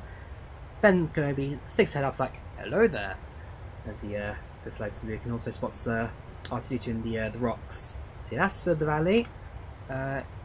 Down there, the flat plains, that's looking towards Mos Espa. Yeah, Mos Espa is the one on the plains. Mos Eisley is the one we went to.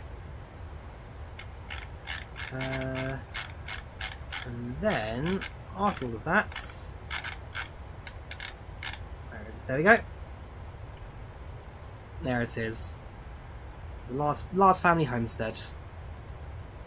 Middle class white boy. To be fair, the baby, that is exactly what I am. No doubts, no denial. That's exactly what I am. Sadly, this is no longer... Yeah, it's falling apart. In the next couple of years, it will disappear. Even the sign that says, please don't touch this. It's a landmark that, there you go, in 2011, fans from around the world donated $10,000 to have the iconic move location restored. This is the website, savelast.com. And it says, basically, I request you to respect this location, sure it states to tax future generations of visitors. The sign's been destroyed, and it has part of the house as well, so unfortunately that is gonna, yeah, it's gonna disappear soon. It was good to see. That's the what was it? It's a, what's the word? A moisture farm. That's the moisture farm's cat. Just got a little pit dug into the ground. It's an interesting country, Tunisia. Tunisa's a great little bit. Ooh, this is quite a fun one. So, two aeroplanes here. A Boeing 747, so two 747s here. One of the best ways to finish when I was born in the aeroplane. It's going to be that one. So, two Boeing 747s. The one on the left is a Boeing 747-200, owned by Iraqi Airways. It's a passenger aircraft with a combi layout cabin. So, 747-200C, combi 747. The one on the right is the very, very rare Boeing 747 SP, the short performance package for the 747. This one was the private jet of Saddam Hussein. I did not know that when I went to Tunisair. I look over a fence, I see 747. Oh my word, it's the SP. That's a rare aeroplane. I look out to the over the fence and I do a bit of research. Oh my word, it's the plane of Saddam Hussein. Because when the first Gulf War broke out, essentially the Iraqi Airways fleet was evacuated into Tunisia, and these two landed in Tunisair. Then, I think it was Algeria or someone that made a claim to it. Let me just check the map. Libya, sorry, it was Libya who made a claim saying, no, they're our aeroplanes, not Tunisia's. And they went to court Tunisia, trying to establish things for themselves. They never came to an agreement. The court battle, albeit inactive, is still going on to this day, and as a result, neither country are allowed to scrap the aeroplanes until they come to an agreement. So they just sit there to rot in Tunisair, basically for the rest of eternity. There you go, a little bit of history for you about Saddam Hussein and his links to random airports near where the Star Wars films were filmed. Yeah, I really, really enjoyed Tunisia. Lovely, lovely country. Edisbara, very good type of drill, very good. Can you get over how dry the whole place looks? I mean, it's the middle of the Sahara Desert. There you go. And you know what? You know what I was doing a week before I went to Tunisia? 1 week before I was in Sahara Desert, 8 days beforehand, I flew to Switzerland and was in the Alps. In the space of 8 days, I was in Swiss Alps, Sahara Desert. The two possible extremities. Hi Drawyah, I'm not an expert on flights, Sir Henry. Trust me, I'm not. Is it 1 hour 55 change over time? Oh, actually, I could give you change over times. Which airlines are you flying, Henry? Also, what's your flight numbers? Check flight radar for your average delay. An hour 55 should be enough if you're not going through security. So make sure you have your mobile boarding pass or boarding pass pre-printed. The answer is yes, that should be enough. But make sure your flights aren't generally delayed and you have enough time to actually transfer across the two.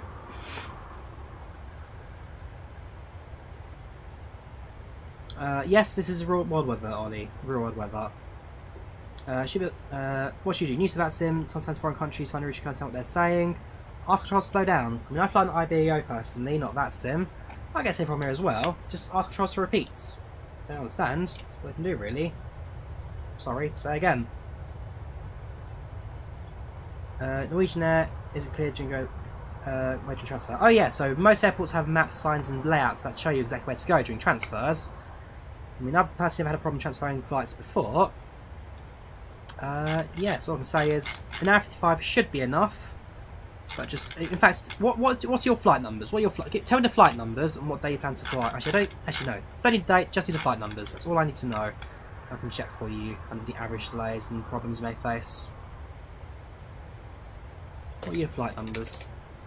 Also, one more question. Are both flights with Norwegian, or are they separate flights? If both flights were Norwegian, and you're booking on the same booking, then the answer actually is, it doesn't matter. Because if Norwegian are the reason you missed your connection, they are obliged to transfer you to the next flight free of charge. If you're booking it like I do, so when I went to Tampere last time, I flew with Ryanair from Stansted to Oslo, and then Air Baltic Oslo to Tampere. So I flew 2 different airlines, 2 separate bookings, 2 separate boarding passes. So on that occasion, if I missed my connection, it's my fault because I booked them separately. I'm the reason that was missed. If you're booking both for Norwegian, then the answer is doesn't matter. So if I'm flying Norwegian from, actually I had similar options as well. So I had Norwegian flights from London to, from Helsinki to Gatwick via Oslo. So that's when I go in 2020. I looked at booking. Actually, I did book it in the end, but they cancelled the flight and transferred me to direct instead. That's after 700 with jet time. But it's a case of if I flew Norwegian from London to Helsinki with a stopover somewhere, if I miss my connection and it's because the flight was delayed, then by law Norwegian have to put me on the next available flights. So the answer is yes. 1 hour 55 is plenty of time, and even if you do miss it, if it's the fault of the airline, they need to transfer you. So don't you worry, dude, you should be safe. Right, I'm going to take a quick shower now because like I said I just had a haircut. When I get back, we'll program our approach and landing and prepare ourselves for our descent into Tunis. So into Djerba. That's going to look at the left hand side quickly. There's got some traffic nearby. 20 miles, 1,000 feet below. They are crossing paths going to Alicante.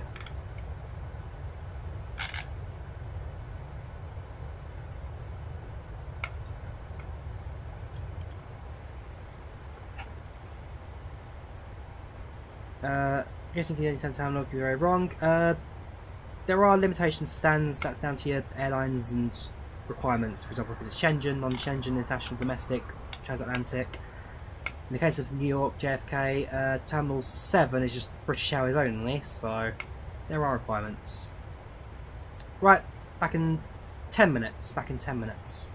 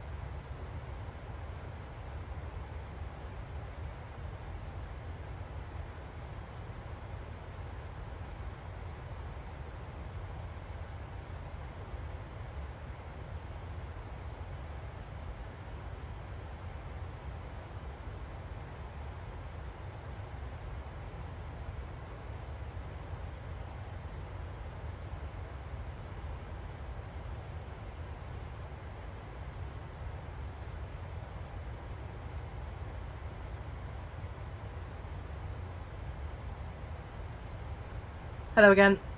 Being far more refreshed now. Shower was definitely needed. So, let's have a quick update on the flight. How is it progressing so far?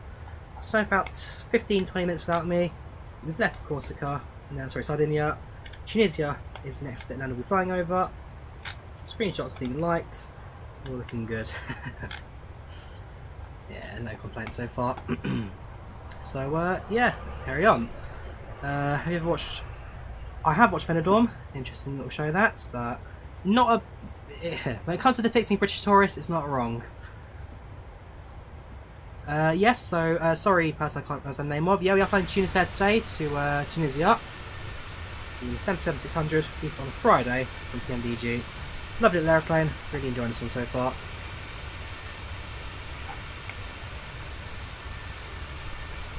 ETA, yeah, so it's supposed to arrive about 30 minutes, but we did depart about 50 minutes late, so we are probably going to be a little bit behind. Class Matthews, I disagree with that statement. The 736 being the most used thing in the world. It did serve some use in being a fully fledged commercial airliner for communities that didn't necessarily have to be passengers flying on particular routes. Scandinavian use it quite a lot in their Nordic runs. Thank you there to... They see that's so tiny. Bear with me. Bear with me.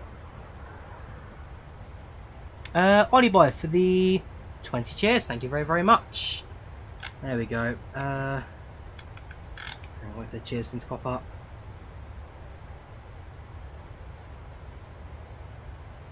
I'm sorry,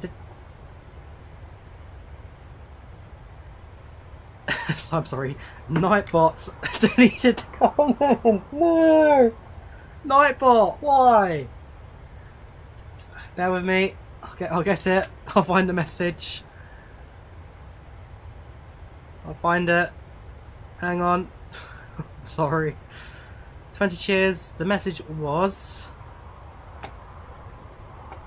please, alert box, recent events. Oh right, so it bans the message for spam because it was cheer. Sorry, dude. Not what I intended. Plane Amin. Plane will arrive into Djerba in approximately. Well, let's program the approach now. Let's get that all configured. As soon as you get that all configured, then we'll know exactly when we're going to arrive. So it's runway 09 we're approaching. Runway 09 on a direct approach into Visco. Interesting, okay. So, unless we most likely the Zulu, we have got the X-ray and Yankee to pick from. Let's grab the approach shots into that. What are the best countries in Africa you've ever visited? I've only visited one country in Africa, and that's Tunisia. So best country, Tunisia. Pretty much. X-ray, Yankees, it's different colours, yeah, different approach paths and stars for what you need. Actually, I quite like the X-ray. That is so simple, comes in from SFAX, uses 10 axes as a whole. Alright, that's it. Okay, we're using the X-ray, so we'll pin that as our reference. ILS X-ray 09er, transition guys sets. SFAX Bisco to Zekri. Switch over to plan mode and double check the flight plan.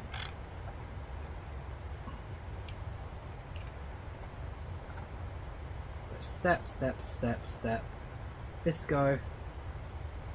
Do we even need Bisco the waypoint? Because that would probably be a nicer approach in from yeah, we'll keep Bisco in, that's fine.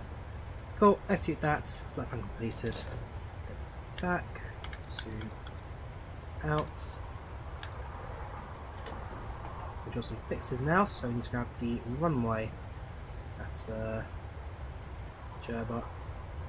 Those fixes. Input that.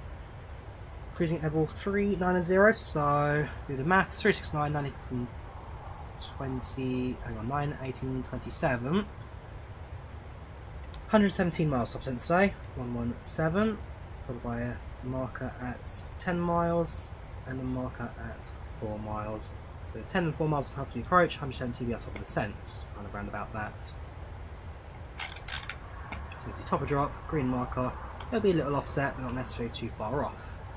Expected to land at 11:31 Zulu. Time is now 10:53. So we're looking at 38 minutes to landing. 38 minutes. We're 10 minutes behind. Tunisia used to be called Tunis when it was ruled by the Italians during World War I, World War II, and British after World War II. Yes, and I think that's kind of where the capital's name Tunis then comes from. Will there be a pay where Tango Alpha? That's Tunis, isn't it? Will there be a pay where? Probably at some point, but I don't know yet. That's what I can say really. I don't know. Could be 100% sure, but I can imagine there will be something at some point. Have been to Croatia? I've not. I'd love to go at some point, but the answer is no, not yet. I keep finding myself go back to Greece. Never look at that part of Europe. Oh look, Greece. Let's go to Greece again. Right, so these flaps 30 for the approach. Minus frequencies 109.5, of course 085. 1095.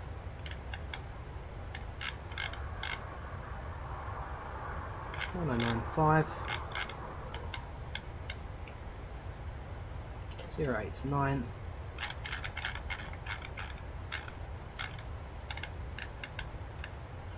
089. Didn't let him VFR's A321 work by no transport? I wouldn't say so. Not a terrible aeroplane, it's not as bad as Captain Sim or Radar 3D, but it's sorry, 085, not 89.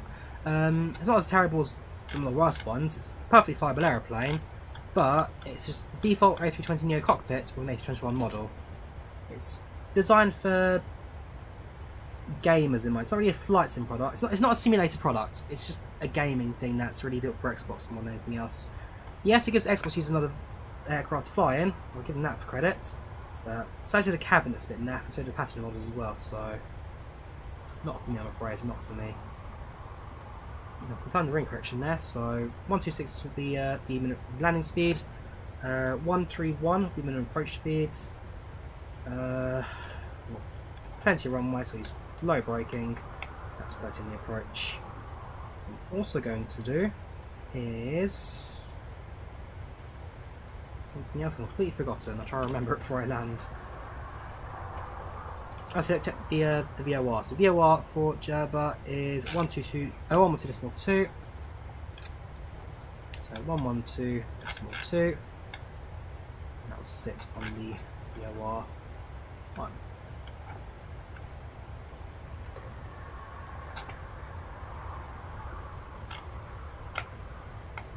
At this point, we are now actually flying over the capital itself. Just below us is Tunis.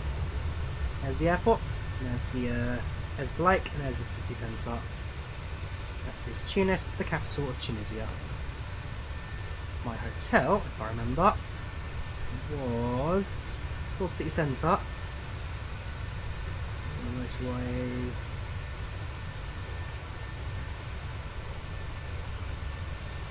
Somewhere here-ish. Somewhere over there was my hotel. It was actually the hotel I stayed at was it's the Hotel Royal Victoria, former British embassy to Tunisia before it relocated a couple of years ago.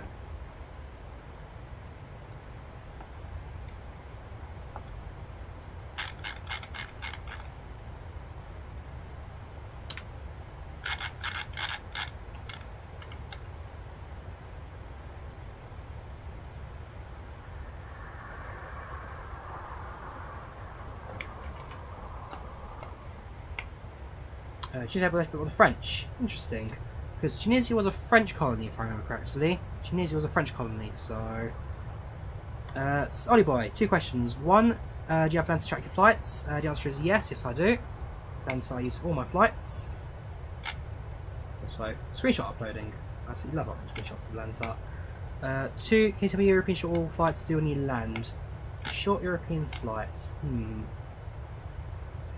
If you're doing this M37, you can do a flight between Dublin and Manchester. I don't want to save. I do, there you go. Just a little while ago, this flight, but you can do Dublin to Manchester. That's a total flight time of 35 minutes. That's a very short haul flight. Anything continental, perhaps? Can I put a screenshot? Good. Bremen to Stuttgart, that's another little good option as well. I think it's Eurowings flights. Yes, Eurowings. It's about 1 hour in length.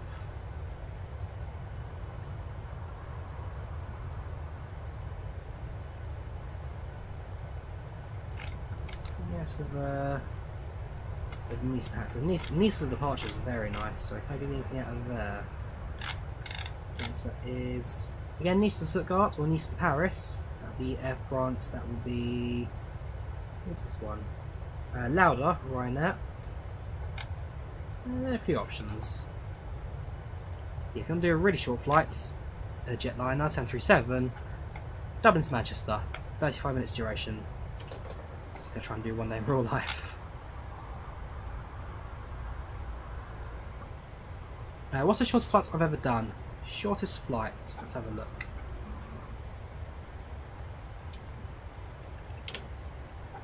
I'll go to my Flight Radar 24 stats. Actually, one thing I need to do in my flight progression, I forgot to do it. Progress, destination forecast, I haven't done the altitude yet, the winds. We need winds for flights level 390, flights level 200 and 100. Go to the flight plan, scroll down to the winds. So, top descent, level 390 is 244 at 45.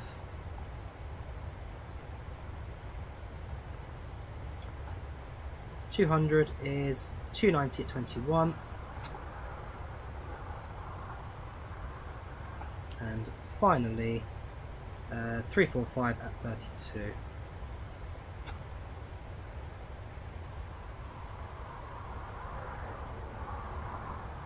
And temperature outside minus 48 at the top of drop. Overhead entry. That's fine, just forget about that. Let's do that. Let's do as well. Next.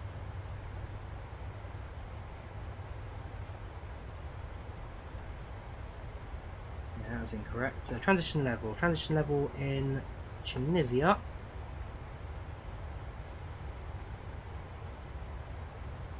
$6,000.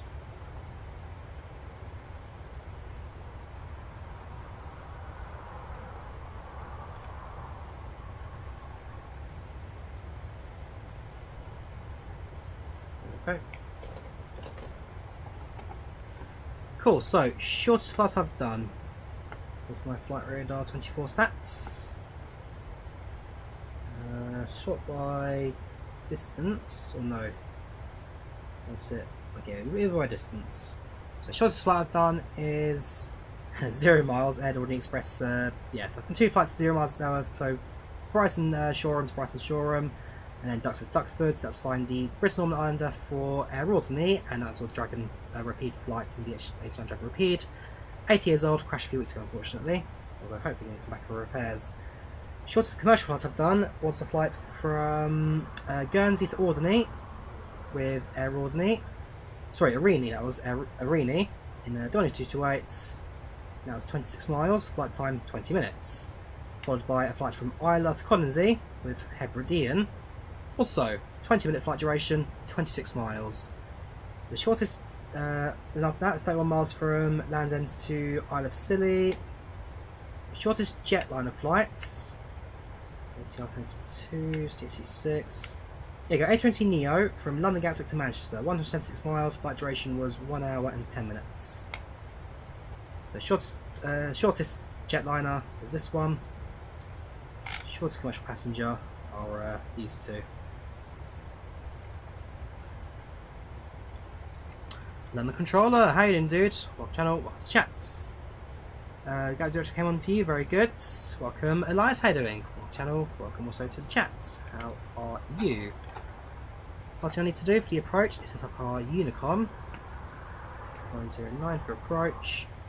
So we direct approach inbound from the north. Approach, VIS approach, top of descent, and that's it now, because we're going to hit TOD this very moment. Reset the altitude, going to intercept the glide slope at an altitude of 1,600.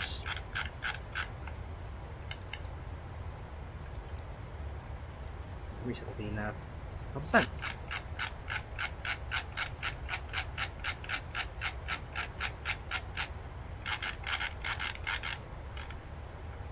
Perfect. Ladies and gentlemen, an update from the flight deck.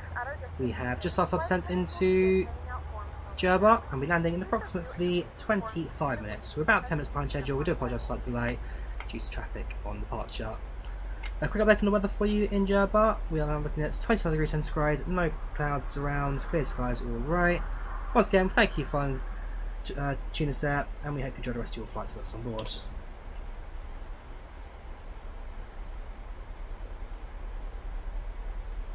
There he is, DN19, how you doing, dude?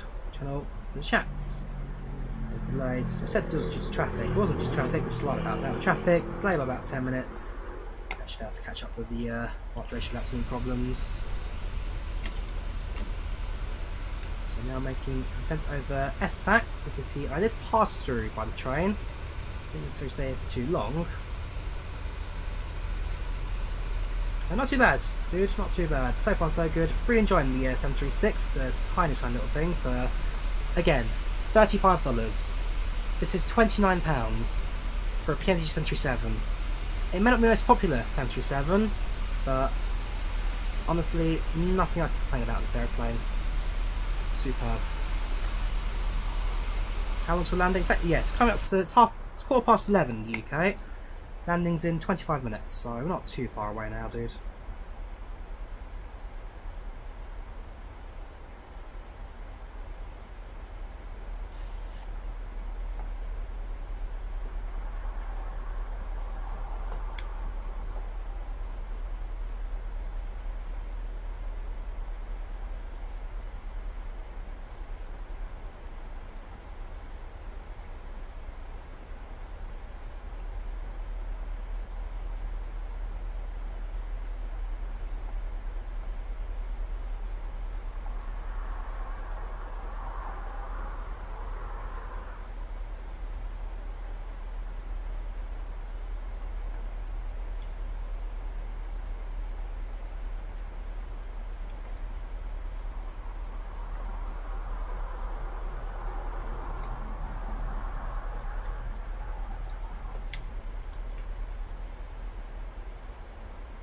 Nice drink stream.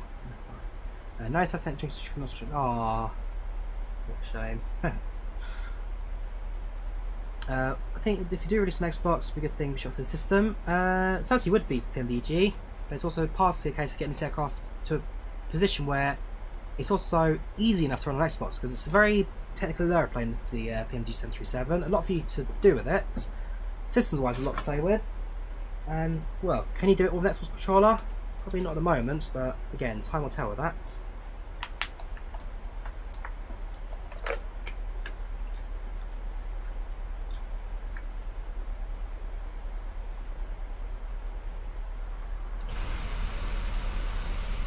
Also, I can tell you how, I wouldn't say it was like a shocking thing, but certainly when we're making the approach into Djerba, I look out the window of the airplane. Next thing I know it, I'm looking down at deserts. Sand and deserts, not normal kind of green grass I normally expect to see on the flights I normally make. Again, I've never been to North Africa before, like to Tunisia for the very first time, and it's just desert sands, like, whoa, this is very different to what I'm used to.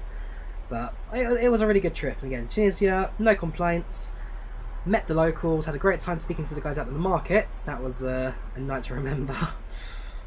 Also, coincidentally, on one of the IVAO group night flights. Should do a Saturday night drinking stream. We don't talk about drinking in Finland, okay? That's something we don't talk about.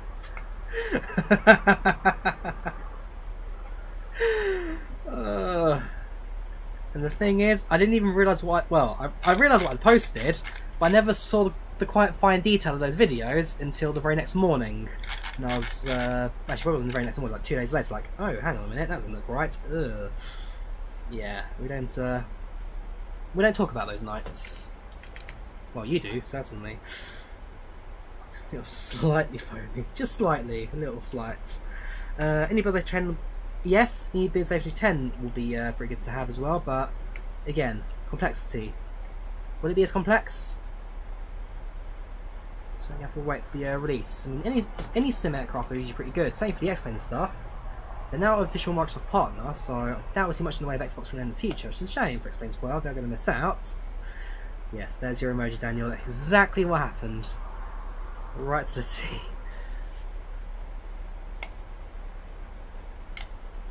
Right at Newton.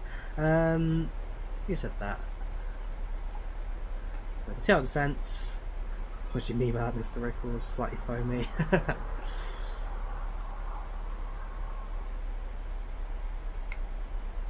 Descent passing through 27,000 shortly, flight level 270. Keep an eye out on Unicom, although I think we're the only approach expected in this Djerba anyway. There's actually an SFAX approach, sorry, a Susfote approach coming in as well, coming in from Prague apparently. Who's this? Oh, it's Tunisair. Tunisair 736! Hey! We got there. Yeah, so not the only Tunisair out there. In fact, how many Tunisairs have we got at the moment? Or how many 736 have we got, sorry, at the moment? B736. 1, 2, 3, oh god. 1, 2, 3, 4, 5, 6, 7, 8, 9, we've got 10 at the moment. Oh, there I am. 10 of them active right now. A couple of Avians, Boeing, Air Algeria,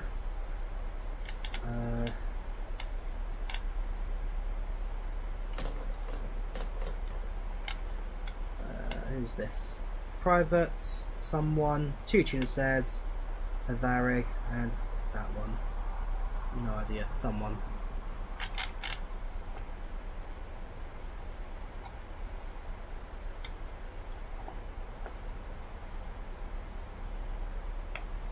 Three months.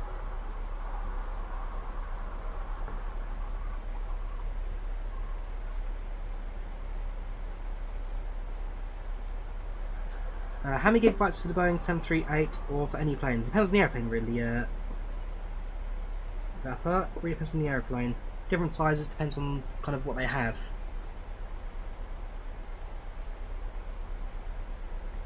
Saturday night drinking stream, definitely in for that. Okay, maybe one day, Jackson. Maybe one day. I mean, to be fair, that's just my New Year's going back in time streams where I have a shot every time someone donates to me.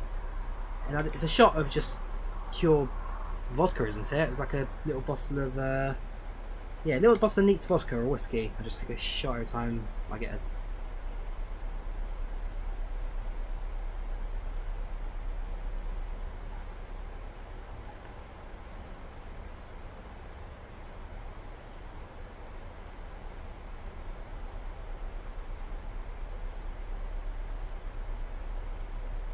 Just the comments on Twitch. Definitely can.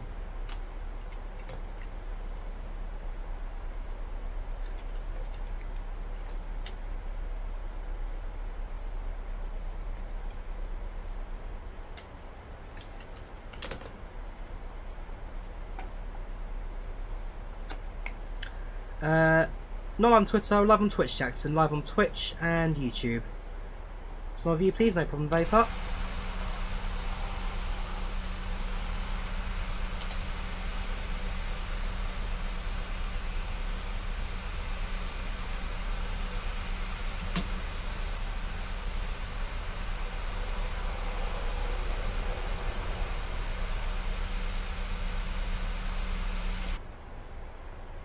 Crossing through level 220, 22,000 feet to the approach.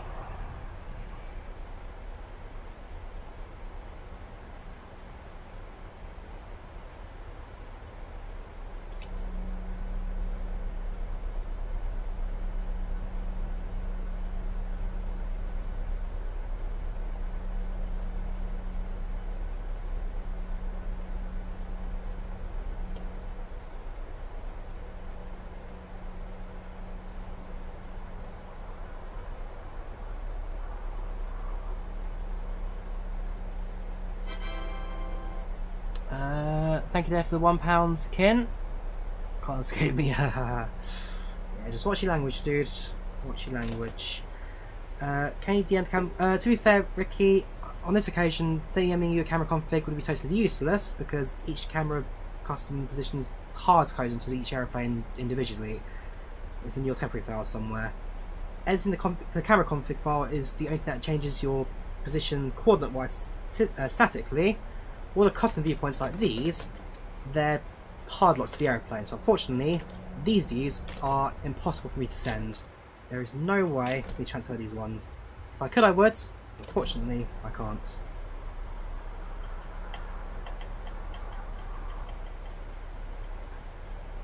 Now, I wonder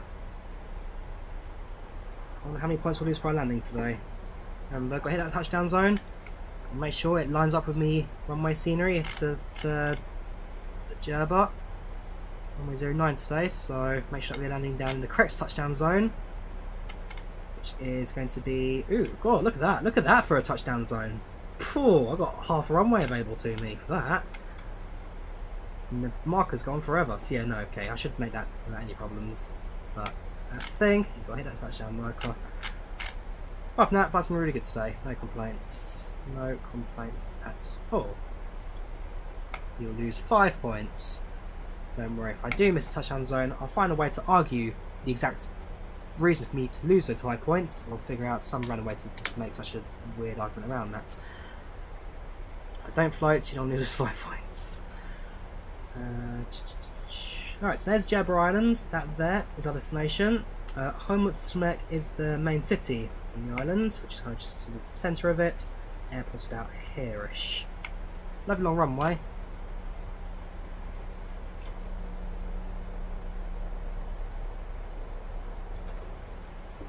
I'll also have FlightControlReplay as well, so you can watch the landing from every single angle possible to verify said landing. I have no problems here today.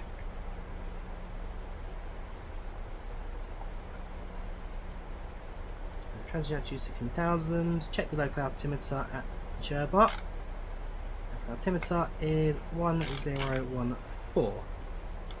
Set that in the background. Soon switch over. Just standard to switch over to that.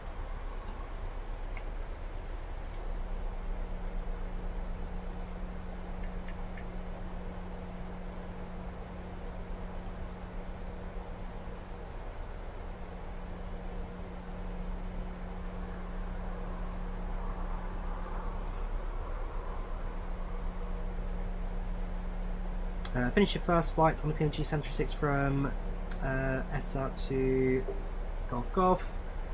Center handles perfectly. Handling's very good. Barbaries, yes, the aircraft handles very, very good. It's a lot slicker than the 600s. Very, very smooth in the controls. Hand flying, it's a dream. So hopefully we can use those hand drawing dream skills to give us a smooth touchdown into Djerba today. Landing approximately 14 minutes. I'll hold the aeroplane at 250 knots. Speed intervention 250. Crossing 15,000. That's level 150.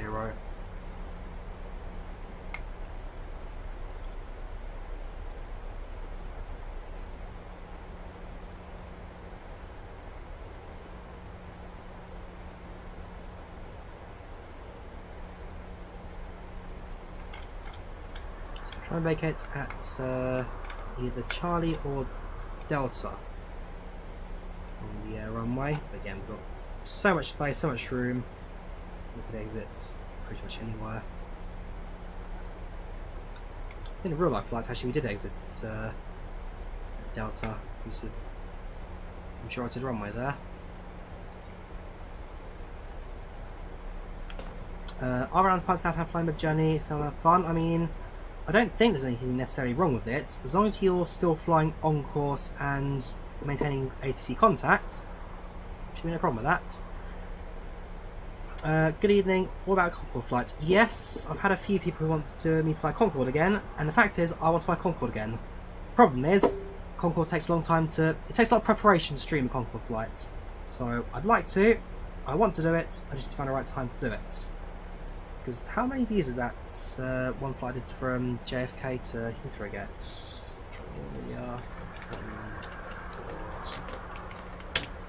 That stream is currently on 27. In fact, it just hit 27,000 views, 2719. So it did pretty good actually. People enjoyed that one. Try to do like Paris to Mexico City, stuff like that. real life flights. In fact, I think there was one occasion Air France flew it from Paris to Ljubljana.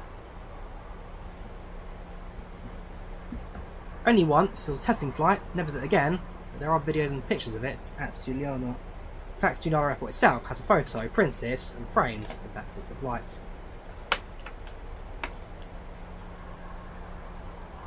Seatbelts on, please.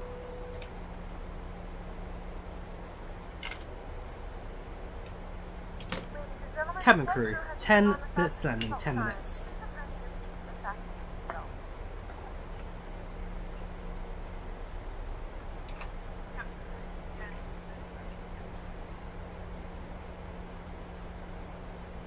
Planned ETS streams. We'll try and do an ETS stream, even... Yeah, so... Hang on. Jackson, thank you for £1 there, thank you very much. Would you guys be... Yeah, yes, Fresh from Dizzy, thank you very much. Someone noticed it finally. Two questions, guys. One, would you be interested in a Euro Truck Sim stream at some point? It's just doing convoys and messing around for a bit. Two, would you guys be interested in farming sim streams? Farming and messing around for a bit. So, two other options that potentially we could do on the channel at some point. You said fresh, not good. Yeah, two options that could come up at some point if people are interested. Euro Trucks and farming sim. 10,000 feet, landing lights on.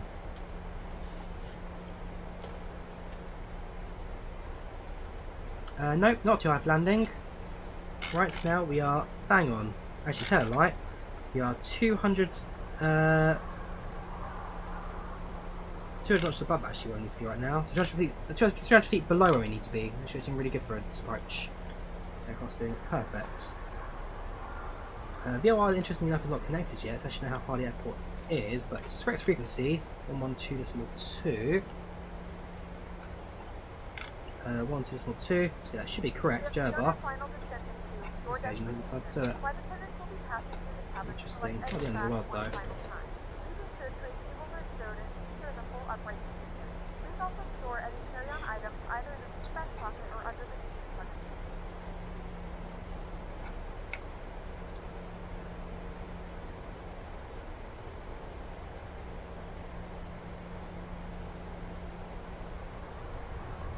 Right, 10 minutes to go now. Almost there.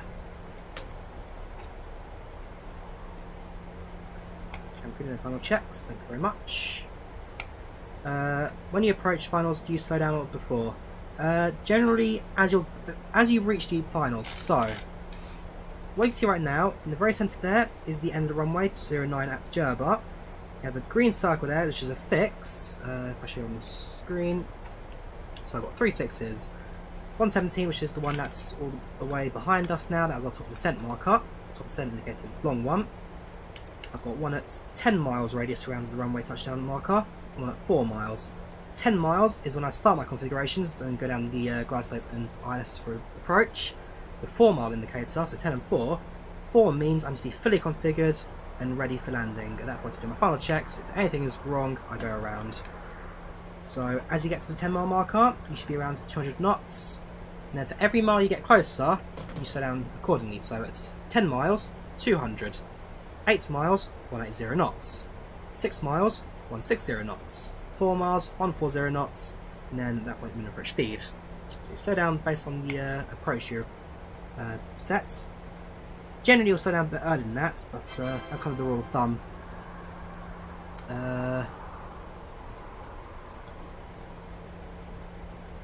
Can we get Gregor accents?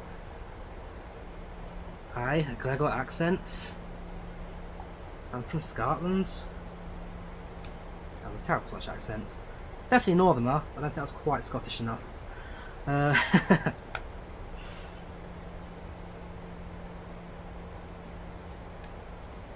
So we should be at the end of the glide slope at 1,600.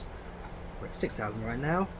Another 15 odd miles to go if we get there. Green arc shows that we'll be at that point at 1,600. Yeah, actually quite happy with. David Stanko. David Tower. Passing 6,000. That's standard altimeter, so 1014 sets.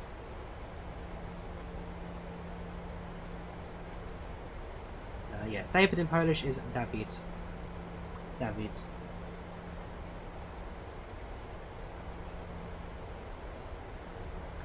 Now, time to actually focus landing. I think we'll get FlightControlReplay up and running so we can properly verify this landing, so I enjoy it from a passenger point of view.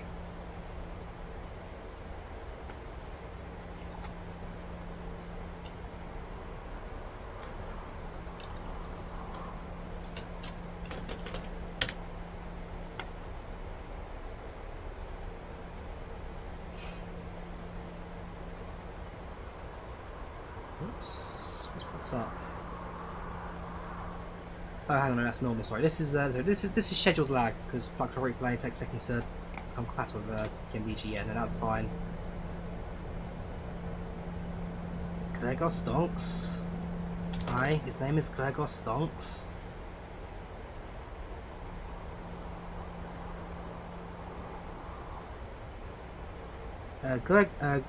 Gregor would be Gregor.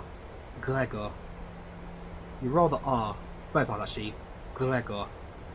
Gregor. 800 comes in mid-August, I heard. Mid-August. Gregor. Right, well, now see. Focus on landing now because we are about to hit that final. So 5 miles, we will enter. Actually, about 10 miles left hand turn, get some glide slope. Let's reduce now to 200 knots actually. That's 5.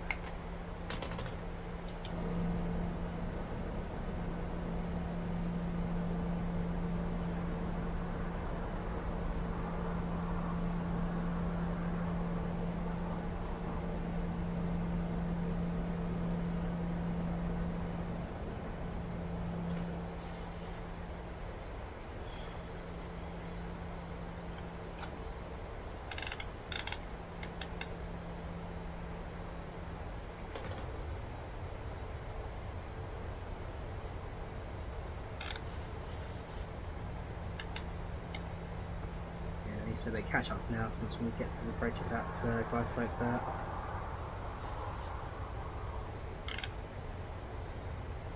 Not that much catch up. Reducing speed, that's alright. Left hand turn coming up. Spoilers tracks. Spoilers armed for landing.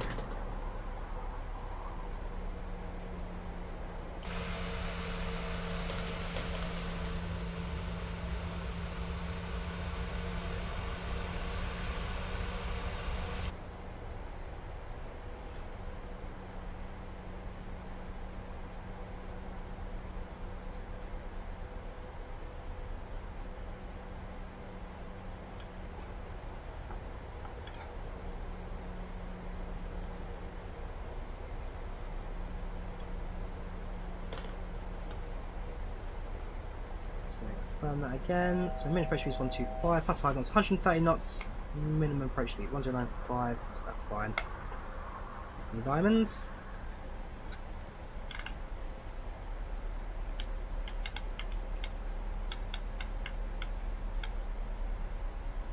That's 10.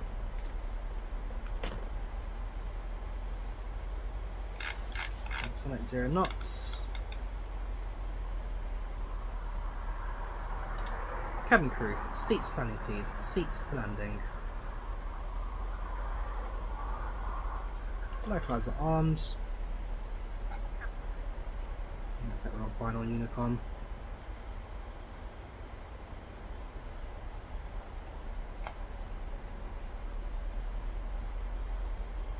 Horizon sights.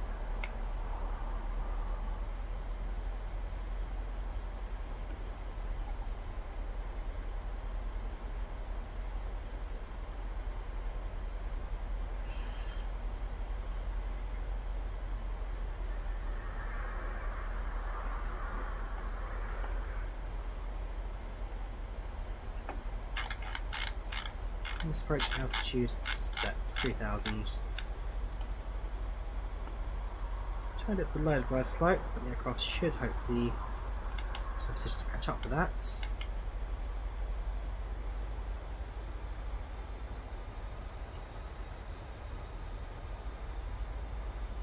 130 knots, minimum approach.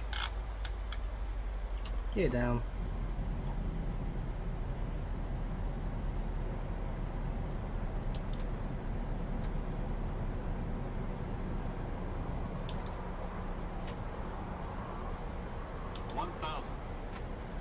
Arms. That time to catch up. That's at 30 for landing.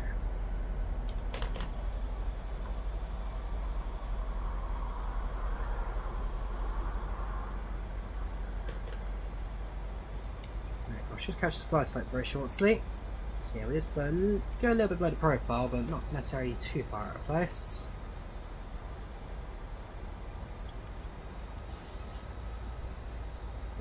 Up.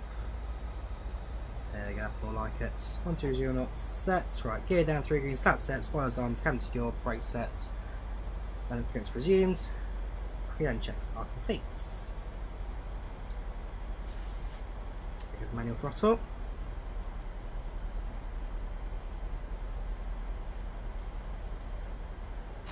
Let's pipe deactivate my aeroplane.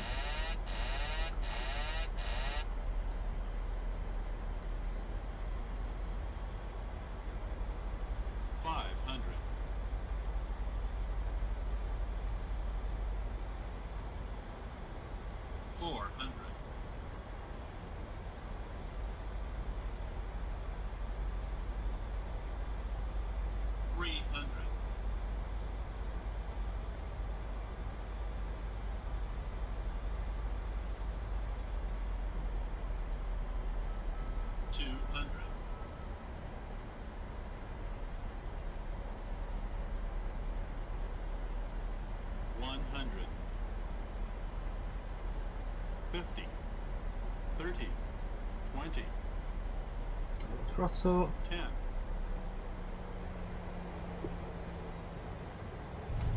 Reverse is set.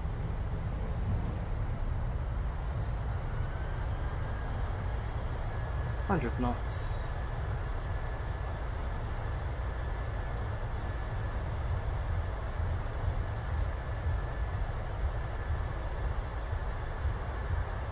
$80 knots. 6 knots versus cuts. And vacate the runway just to the right. Ladies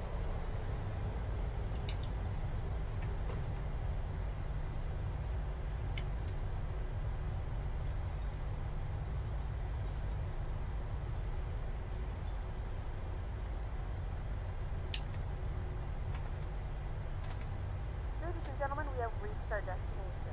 The local time is 12:31 p.m. and it's currently about 29 degrees Celsius. You can now Okay, choose the your runway. devices. Please remain seated until the aircraft has come to a complete stop. Field landing and the lights. control sign is turned off. Remember to use caution when Transponder opening comes overhead bins. off. Items may have shifted during the flight. We thank you for flying with us.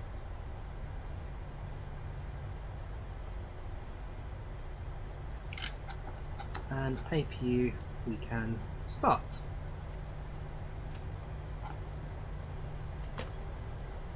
We'll announce a new contact taxi into the gates. And finally, show us the ground charts on Volanta. Aim for around very Papa 7, Papa 8, which is what parts of real life.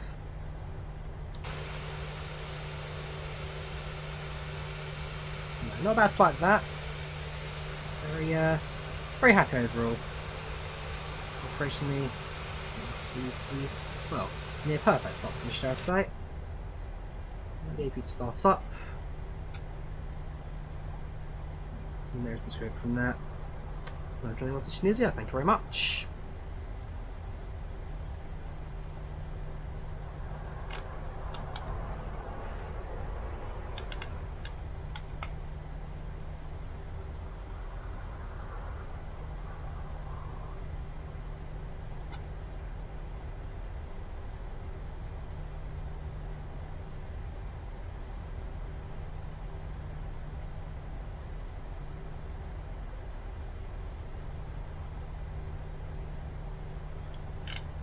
There's a ground cruise in place, so kill taxi lights, I'm going to blind in the ground cruise.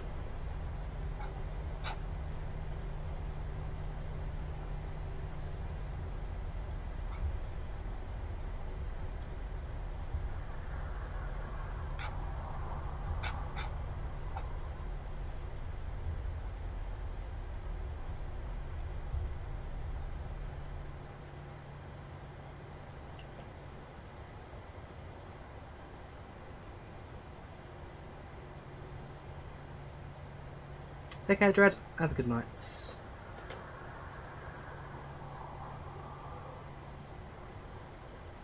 Don't forget, we have got a replayed landing, so if you want to watch the landing from the passenger perspective, do stick around to the very end.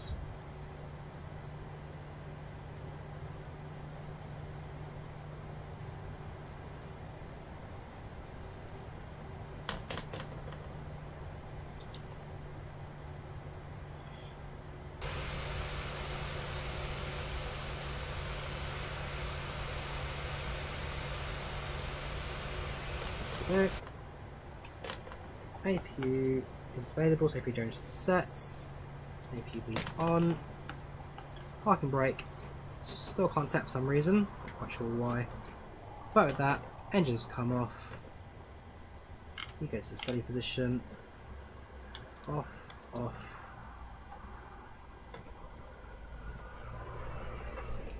Ladies and gentlemen, welcome to Djerba. Local time right now is approximately 34 minutes past 1. Temperature outside at 27 centigrade with clear skies all around. Thank you for flying the Tunisair. We hope you enjoyed the flight on board to this day, and we hope to see you again in the very near future. Camera crew, this time also cross-check please. Thank you very much for flying with us today.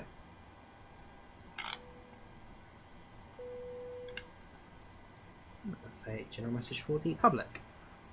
Kill the anti-collision lights now since the engines are below 20 and 2.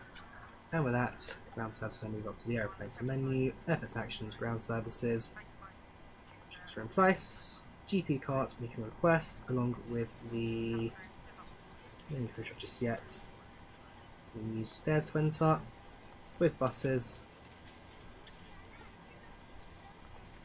Deboard the aeroplane. And unload the aeroplane.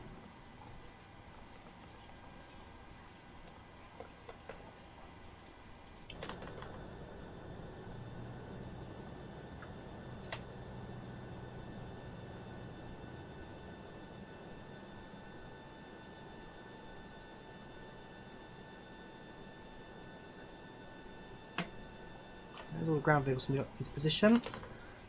So go to the ground power, put the pass back on for air conditioning, and we are going to turn off the APU.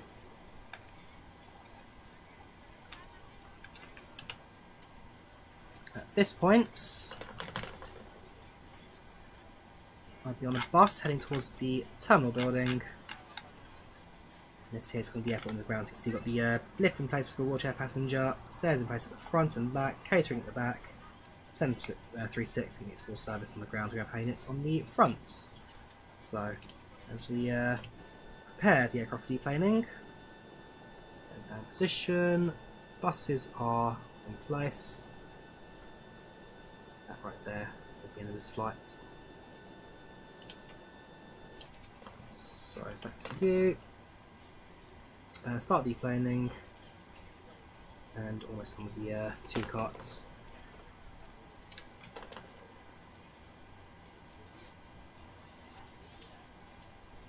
Right, ooh, satisfaction only 78% today. Actually quite low compared to most of my flights. Let's have a look why. So, Tunisair 589 736 from Lyon to Djerba. Flight time 1 hour 57, planned departure 2031, departure at 40:30. Yeah, we're about 12 minutes behind schedule, which was slightly late landing.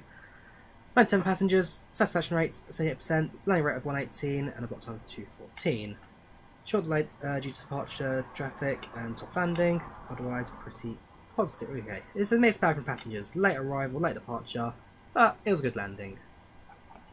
I'll drop a flight report in chat. For those who want to get more detail, feel free to take a look. The aircraft is now unloading. The rear carts connect as well.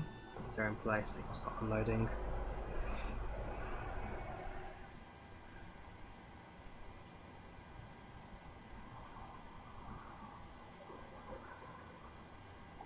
Finish flights on Volanta. So according to Volanta, that flight landing rate of 119 at 125 knots. 0.98 Gs. Reflect it in satellite mode. We just missed the main touchdown marker. but I didn't quite get as far as the first sub marker. So I don't know, what do you guys say? Is that worthy of 5 points? You guys are the judges for that. Get satellite mode. Right, so let's have a look at these replays from passage perspective now. So distance from IVAO. Thank you, Leon, for the AT today. That was very, very busy. I actually really enjoyed that. So let's do the network. Stop recording the replay. What we're going to do is MSFS actions, ground services, remove the chocks, which will force all the vehicles to move, and ground setup, panel load, approach. So we'll restart the engine, aircraft engines running. Flaps in position.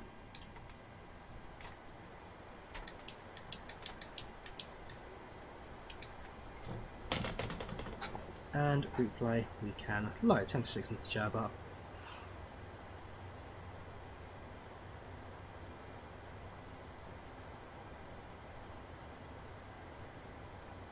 Give us a second to catch up.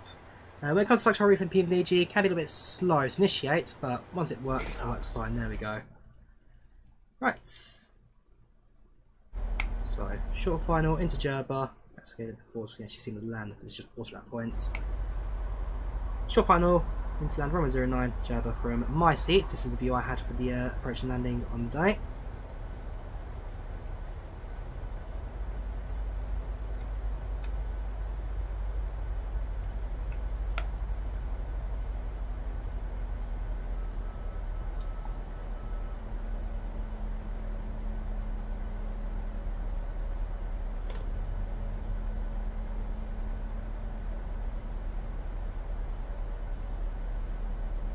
Nice and stable. Actually, far more stable than I expected, actually. I was thought it really.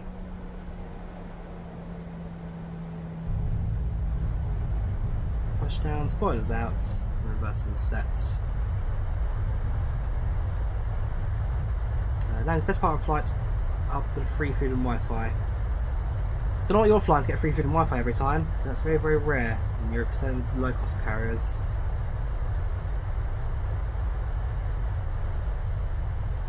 No, not bad than that. Everything works out quite nicely, I think.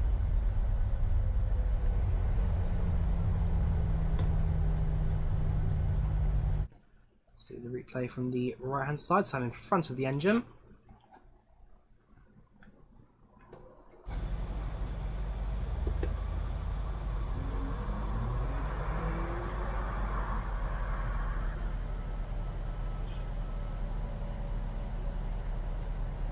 Welcome the others, how you doing?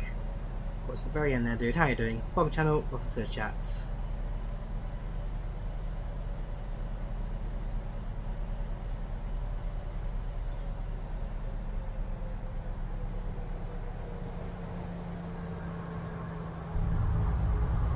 There we go, welcome to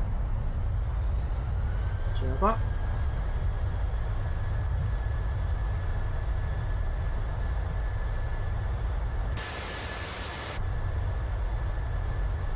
Hey, plus 10 points, I'll take that. 20 points from Jackson, very good. I'll take that. Right, so I've looked at it from the landing gear, so this is kind of the main stress of the landing points. I should tie that airplane, seriously. There's nowhere for us to put the camera.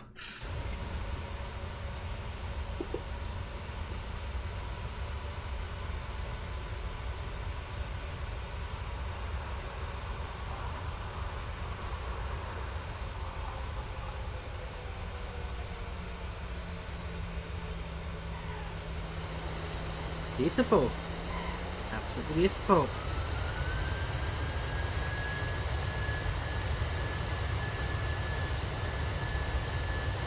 FlightControlReplay I'm using for replays, Ollie. FlightControlReplay. Hairware mod, a very, very good one. Absolutely adore this tool. Little left, -2. Aww. And then finally, do one from the side of the runway as the aircraft comes into land. So use drone cam, while it motor disconnects. Sit the airplane in the air a little bit.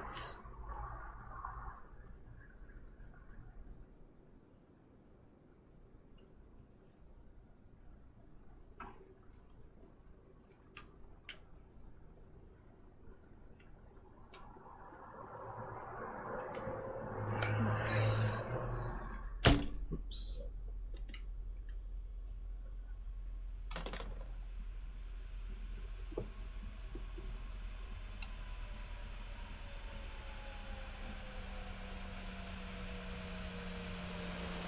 That was soft. Quite so much wrong with it. It was a nice and soft landing.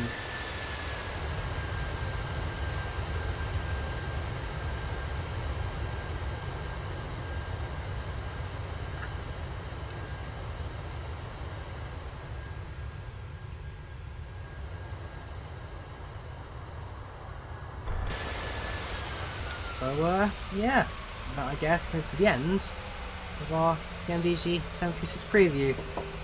Really enjoyed this aircraft, really enjoyed this flight. It's a lovely little plane.